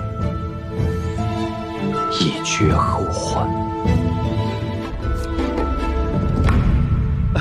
哈哈哈哈哈！哎呀，崔林派人传书来说，可以和我里应外合。收复潼关，以此来换取我退兵瀛州。崔林乃是崔乙的独子，崔乙自出瀛州，明显志向远大，意在天下。如今崔林出师不利，在潼关养伤，传这书信来，倒是有几分情理。当年所谓国朝三杰，与我并称的除了裴宪，就只有崔乙了。崔乙那老儿自从死了老婆之后，成天像发了疯一样打仗。如今眼下这局面，他自然也不会放过这个机会。但是，就算他意在天下，也要看他有没有这个本事。崔家瀛州被围，他的这个儿子崔林不就坐不住了吗？哼！大都督，这崔林虽然言之凿凿，但他明明与镇西军颇多来往，大都督还需防着，此中有诈。这小子想在我面前玩什么花样，还嫩着呢。给崔林回个信儿，告诉他，派人跟他里应外合可以，但是必须等到潼关落到我手中之后，我才会撤回派往扬州的大军。是。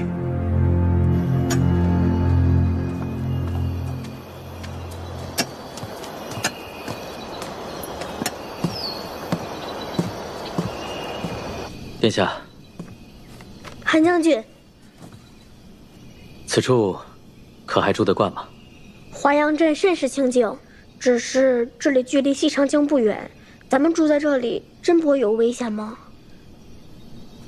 恐怕没有人能想到，我们会选择距离西长京这么近的镇子落脚。所谓灯下黑，不过如此。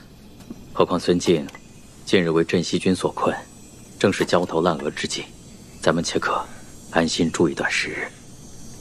韩将军，殿下有话直说吧。梁王叔登基之后，孙敬还会一力追杀我们吗？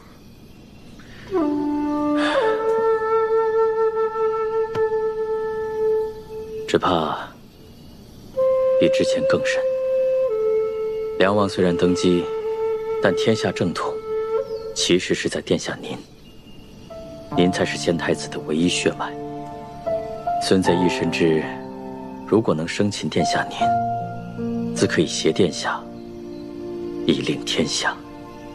梁王叔，我不太记得他长什么样了。他之前也不常进宫来。其实梁王并不族类，唯有梁王之子李逆。如今梁王登基，只怕17哥会吗？殿下可别轻信了人心呐。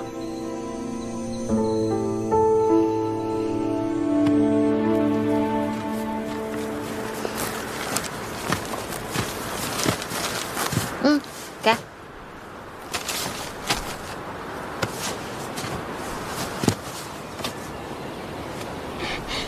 这哪来的果仁啊？萧伟给取了个别称，叫干果。干果。哦，听说这个可不好买了，我尝了尝，的确好吃。萧伟知道我喜欢，就多给我拿了些。多谢这个桃子妹妹啊，我可是托了这个，够了，托耳朵的福啊，才能吃到这么香脆可口的干果。这干果还真有些好吃呢。什么叫托我的福？桃子不是对咱们每个人都很好吗？你没发现吗？人家桃子妹妹对你特别的好。不是，桃子她人就很好。不是她怎么走了？我说你是不是傻呀？还不快去追啊？为什么呀？你再不去追啊，桃子妹妹就给你下毒了！快，走！桃子，这一次没能想出法子破城，反倒打草惊蛇。看来我们要再做打算，看将来如何收复西长京。等将来收复了西长京，你有什么打算？到那个时候啊，肯定也就不打仗了，我就迎太孙回朝，劝说我父亲立太孙为储君，然后我再回劳兰关。你呢？回瀛州吗？梁王都已经登基为帝了，你是皇帝的儿子，不留在京中，难道真的要回劳兰关吗？我喜欢劳兰关，不喜欢西长京。不然，我当初就不会找个由头犯错，让先帝贬我去劳兰关了。那当时你是梁王的儿子，10几个皇孙当中最不起眼的一个，自然会来去自如了。现在也没什么不同啊，父亲喜欢我的兄长们，就让他们陪着父亲吧。你呢？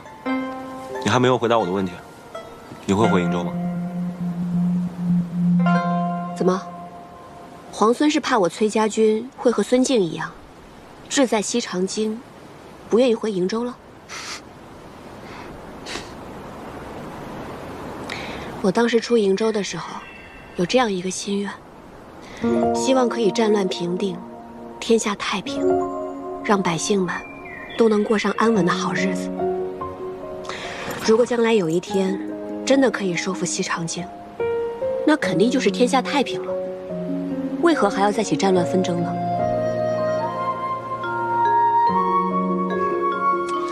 是，在下小人之心，希望校尉大人有大量，不要见怪。那天下太平后，你最想做什么？我呀，我还没有想好。天下之大，如此辽阔。劳兰关我没有去过，还有很多地方我都没有见过，所以我想都去见识一番。你想游历天下，那你会来劳兰关吗？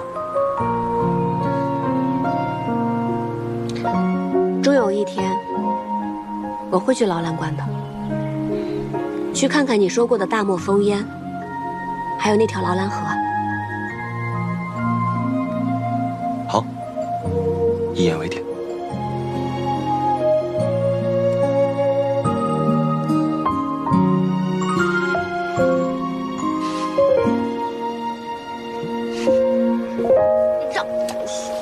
谁对？桃子姑娘，你别过来啊！你到底怎么了？你说我怎么了？我又惹你生气了，但是我不知道为什么惹你生气啊。不知道，你就想想喽。是不是因为我说错什么话了？对不起啊，我这个人就是不太会说话。那你说说看，你说错什么了？我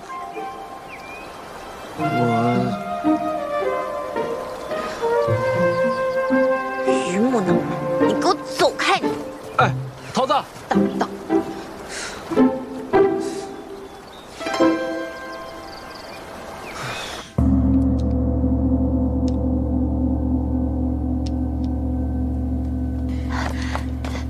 娘娘，韩将军那边来消息了，说是太孙暂时安定下来了。太好了，真是神佛庇佑啊！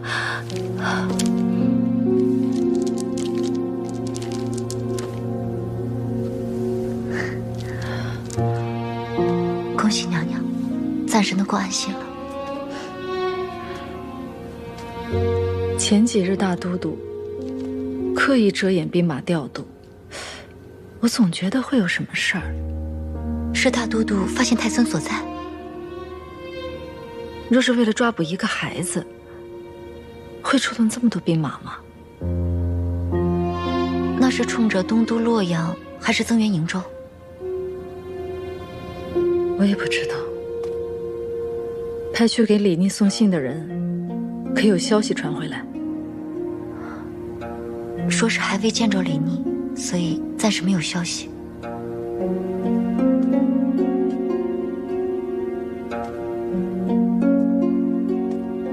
指望大都督不是冲着潼关去的。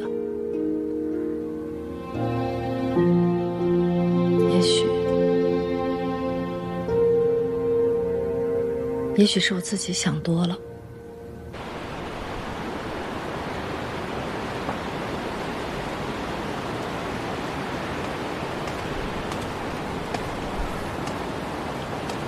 在想什么？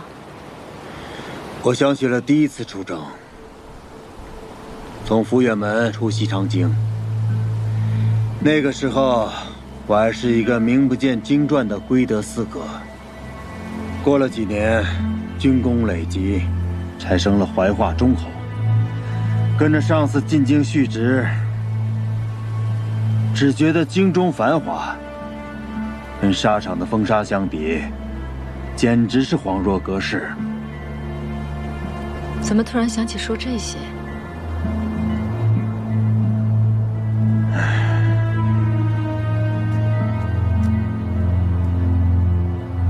你看，太阳就要落山了。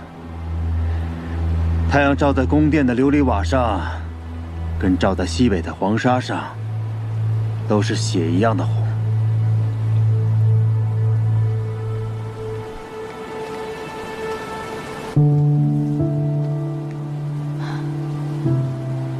阿静，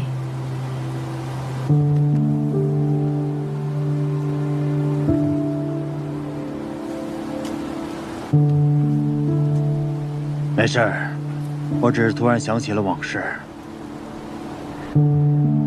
那一日，在一罗卢城外，我率领10万大军，在残阳如血中，等待着冲锋的号角。虽然有千军万马，但是四野茫茫，别像今日这般寂静。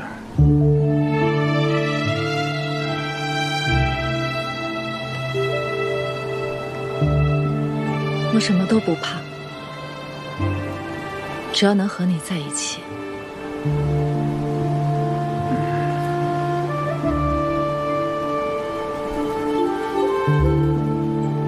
李逆那小子，以为占据了潼关，就可以逼迫西长京了吗？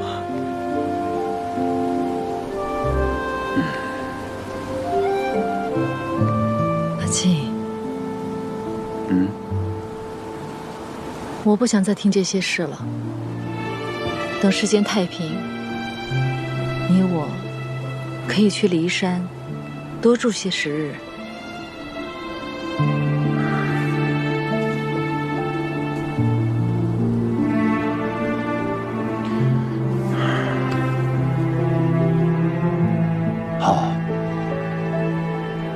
一定去。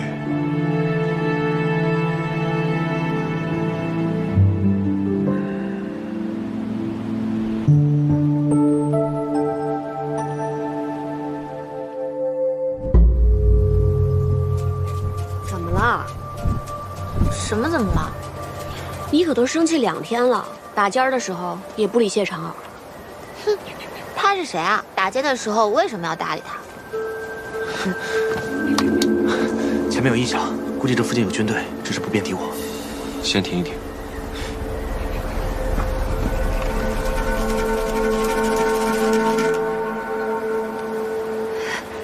校尉，我们被冲散的那队兵马就在前方了。嗯。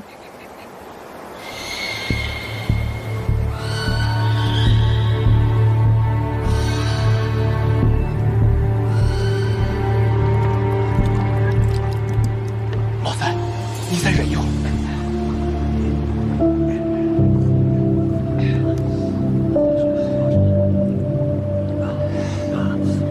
慢点儿。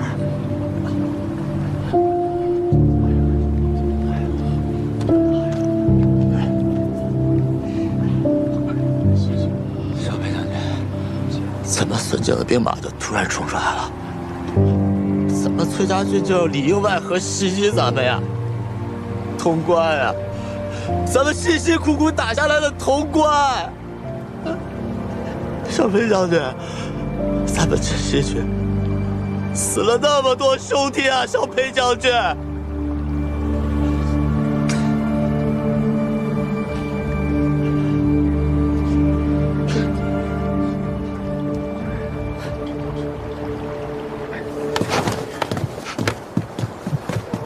如何？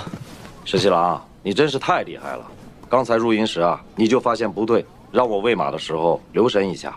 我细看了，发现他们的粮草辎重没什么折损。若是按桃子说的，这支崔家军被大军冲散，那么多少有几分狼狈。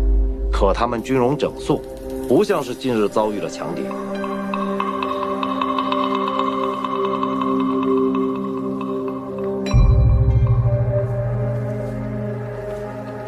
桃子，是公子给你传书，说这队人马被大军冲散，所以叫我们来会合。是啊，咱们刚一来，你就给我打了热水，让我洗漱。可现在不是炊事，为什么会生着火呢？什么意思啊，校尉？我总觉得不对。若是被大军冲散的，自然会处处警醒。怎么会不在炊事，还生着火呢？可这里确实是我们崔家军的营帐啊。刚刚咱们也见了领队将领，他也说是被大军冲散的。校尉，你到底是觉得哪里不对劲？刚才我入营的时候，发现他们的马蹄铁磨损严重，士兵靴上也满是污泥，像是一路急行军到此。若被冲散，8成还是要等一等本营大部，又或是派一队过来探访，不至于急行军。所以我才让你借着喂马去探一探。石七郎，那我们现在怎么办？阿莹，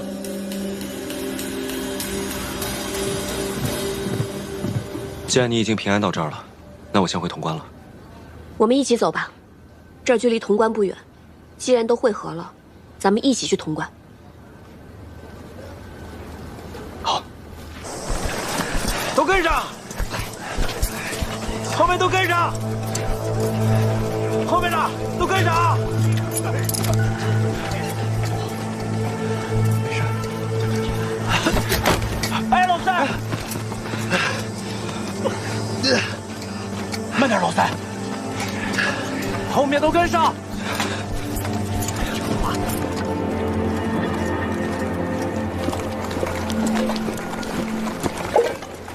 去呀，快去呀！别忘了我跟你说的话，啊，去！去！桃子姑娘，我知道我自己说错什么了。你说错什么啦？老爸跟我说了，我知道你为什么不开心了，都怪我嘴笨，我不会说话。其实我那天是想说，你善良和气，你对所有人都很好，我是想夸你来着。我也知道你对我格外好，可是我好像还是没说清楚。行了行了，笨嘴拙舌。桃子姑娘，其实我想说，我知道你对我很好，所以我也想对你很好。好了，知道。真的？那你不生气了？你知道你不理我的时候，我心里可难受了。那就要看本姑娘的心情了。掐！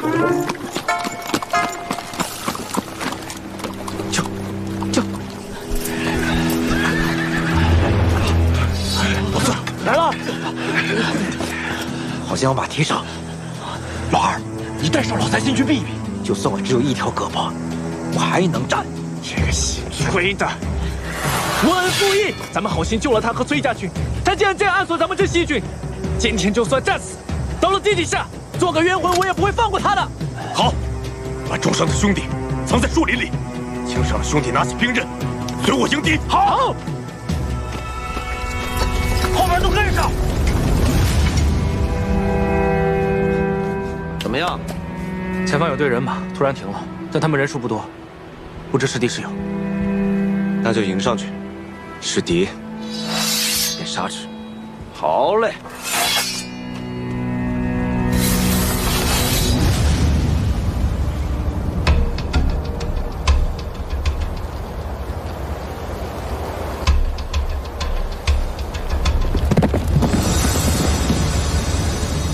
小北将军，今日能跟你战死在这儿，是了。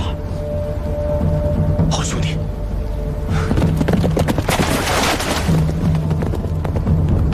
兄弟们，杀！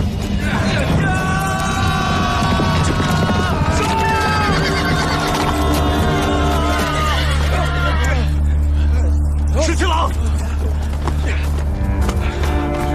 怎么回事？你们不是在潼关吗？怎么受了这么重的伤？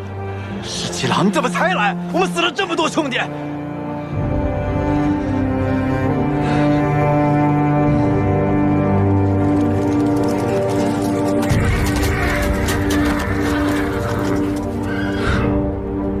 杀了这个崔家的，为真心军报仇！张哥，这自己人，自己人。崔家军卖了潼关，勾结孙敬里应外合，还死了这么多兄弟。你说他是自己人？石七郎，你不能再被他诓骗了。他和姓崔的早有预谋，把你们几个诓骗到西长京。崔家军在潼关里面和孙敬里应外合，杀了我们那么多兄弟，把潼关给卖了。妖女，我裴某和你不共戴天！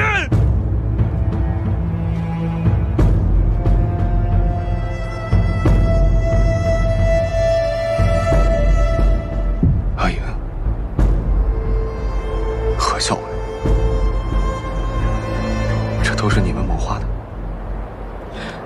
所以你非要陪我去西长京，说什么可以解瀛州之围？不是。回潼关途中，你说你们崔家军有一支军队被冲散了，需要会合。你明知道我不放心，一定会护送你去会合，但其实这就是调虎离山，为的就是拖延我，不让我回潼关。我说我全然不知情，你是不是不肯信？石七郎，你不能再信他了。从交锋到现在，他骗了你多少？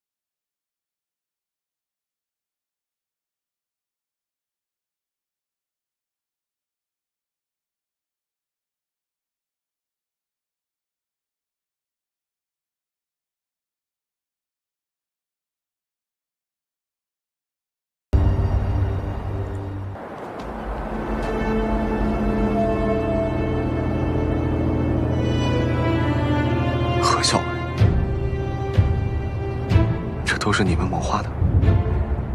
我说我全然不知情，你是不是不肯信？我怎么信你？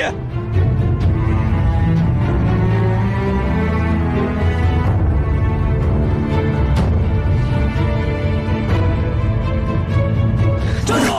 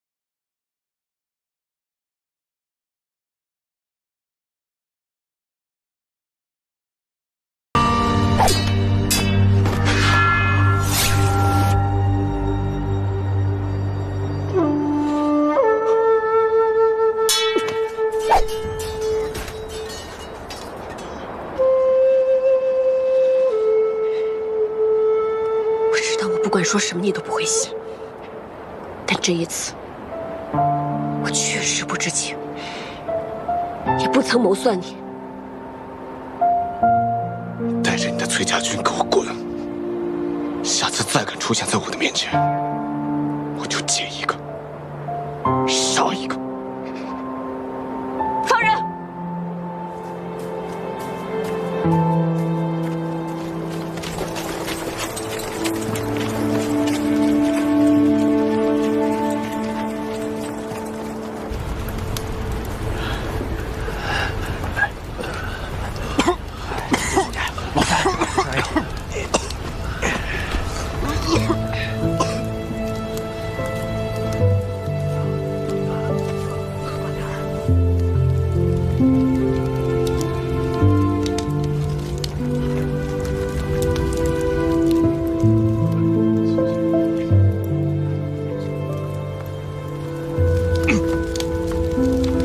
自从出了劳兰国，我没想到咱们前所未有的大败，竟是因为被姓崔的这个小人所出卖。收拢我们的人马，慢慢推向洛阳。知道。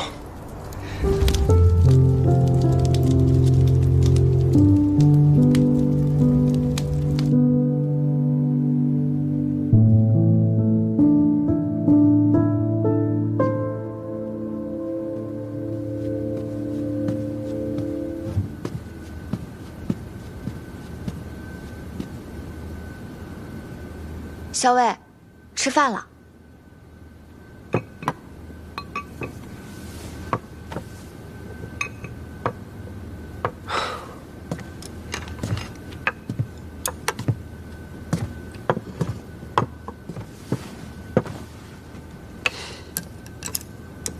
潼关计事，公子定然是谋划好的。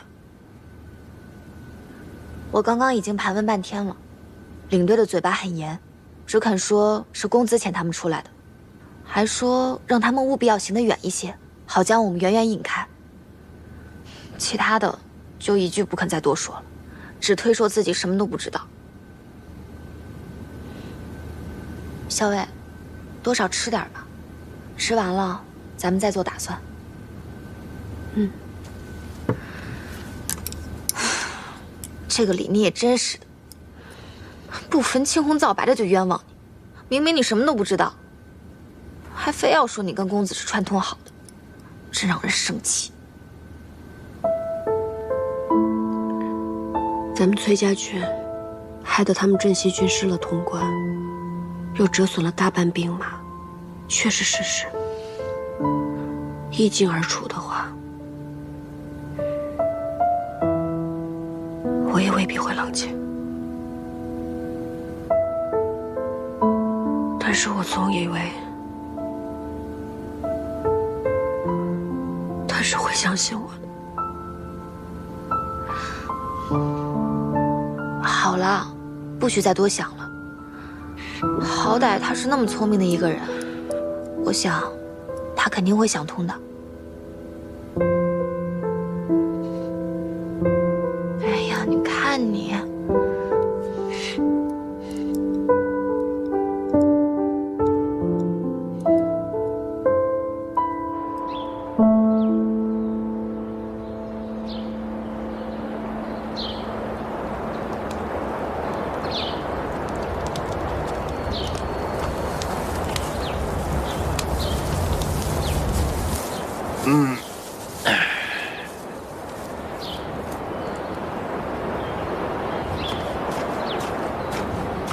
石七郎，你怎么不叫醒我呀？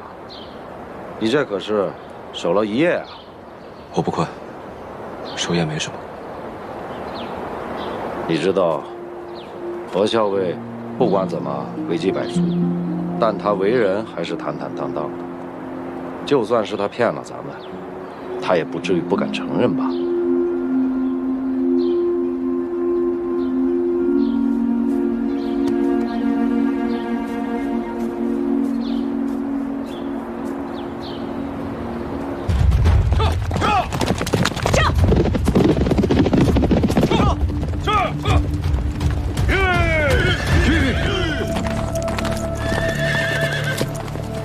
阿英，可算接到你了。你把潼关卖了？阿英，孙敬答应了，只要与他里应外合拿下潼关，驱除镇西军以后，他会立马撤回派往瀛州的大军，副帅那边自然就解围了。你怎么能这么做呢？我为什么不能这么做？难道要我眼睁睁看着副帅被孙敬的重兵围堵吗？你知不知道我们和镇西军是盟友啊？城下之盟而已。李逆这个人你又不是不知道，反复无常，谁知道他若是将来拿下了西长京，那是不是就要立马出兵瀛州，逼迫我们崔家军，逼迫副帅呢？怎么能事先不跟我商量就如此行事？我所做的一切都是为了崔家军好。镇西军不过就是折损了些人马，失掉潼关。李逆既然如此厉害，他完全还可以自己打回去啊！瀛州之围迫在眉睫，难道我不应该救副帅吗？救自然是要救的，但是镇西军是出于好心才收留我们崔家军。论道义，你不该卖了潼关。我明明是为了解瀛州之围。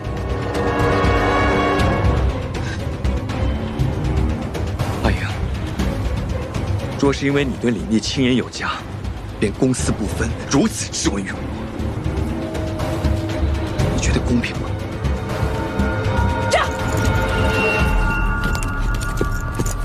公子，就属下追上去吗？桃子在他身边，他不会走远。等他想开了，自然会回来。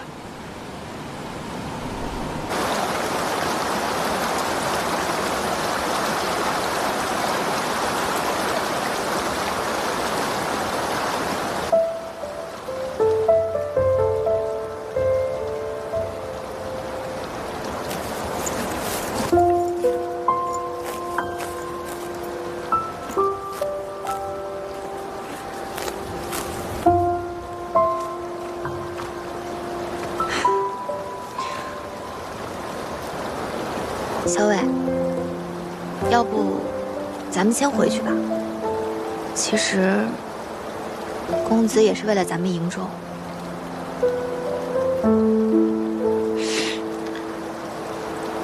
我知道，但他这样做事，分明不义。你别难过了。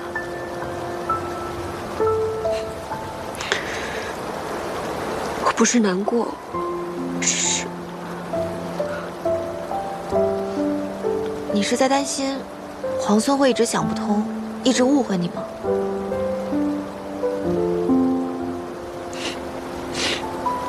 算了，以后不要提这个人了。既然他如此不屑我，那以后见面就是陌路人。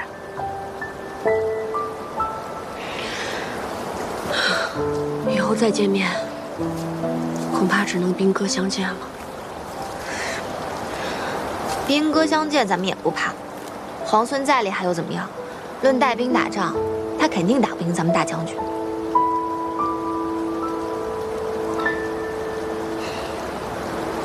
说实话，出瀛州的时候，我在想，这天下苍生何其无辜？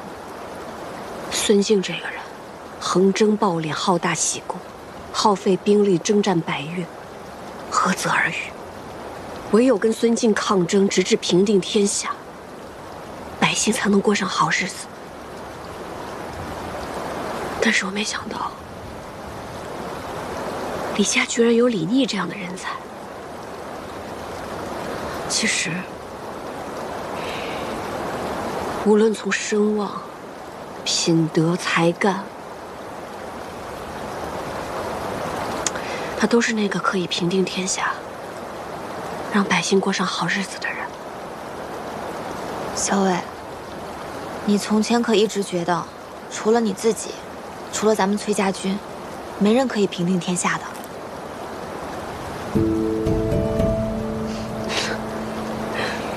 是啊，但我也没想到会遇到这么一个人。不过，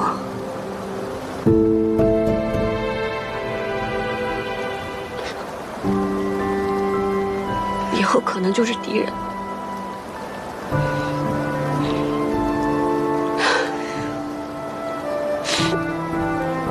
要不咱们还是先回去吧。公子一定很担心你。眼下只有先赶回瀛州了。早点回去见到大将军，大将军一定很开心。好。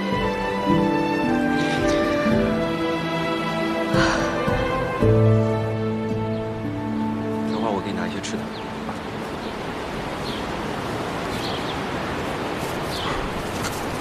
近几日陆续收拢的镇西军，还有从潼关退出来的都在这儿了。但是我们如此狼狈的去洛阳，怕林子王会起疑心。我那位兄长，志大才疏，心眼又小。我那位次兄，最是话头不过。他在我兄长旁边，也不知道会出什么馊主意。那我们为什么还要退回洛阳呢？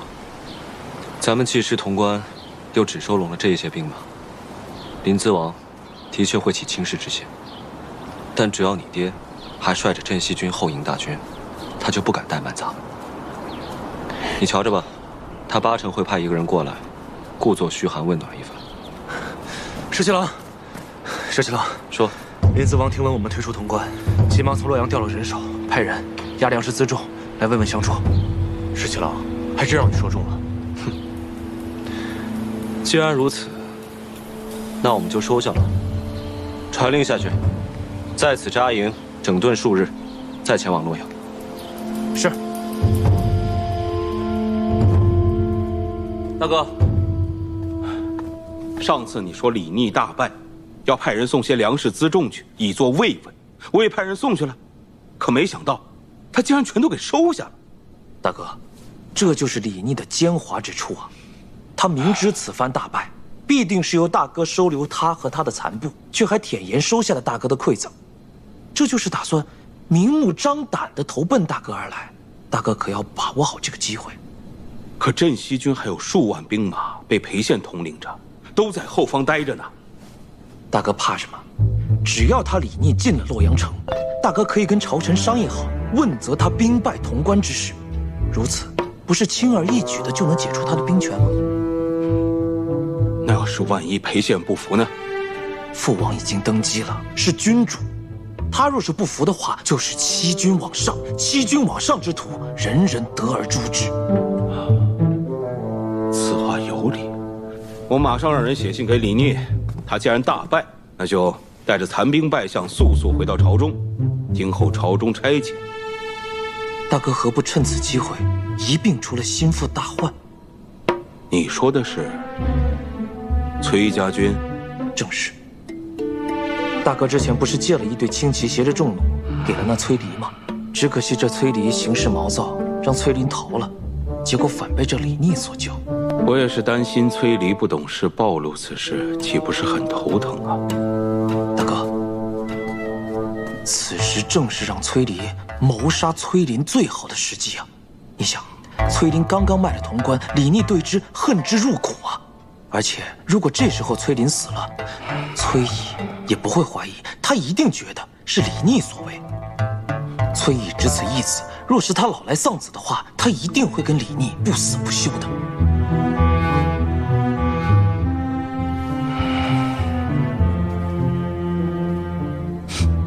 妙啊！逆弟自闻潼关兵败，心痛不已，夙夜忧叹。前番送笔出粮草，恐不足用，速带残部返东都休养。兄，明四王让我们速回洛阳，他什么意思？他大概是觉得潼关这一败，正好能失去我手中的兵权。这人打仗不行，成天到晚只会动歪脑筋。父亲指派的兵马，应该过几日就到了。兵马未动，粮草先行，咱们得好好谋划粮草之事了。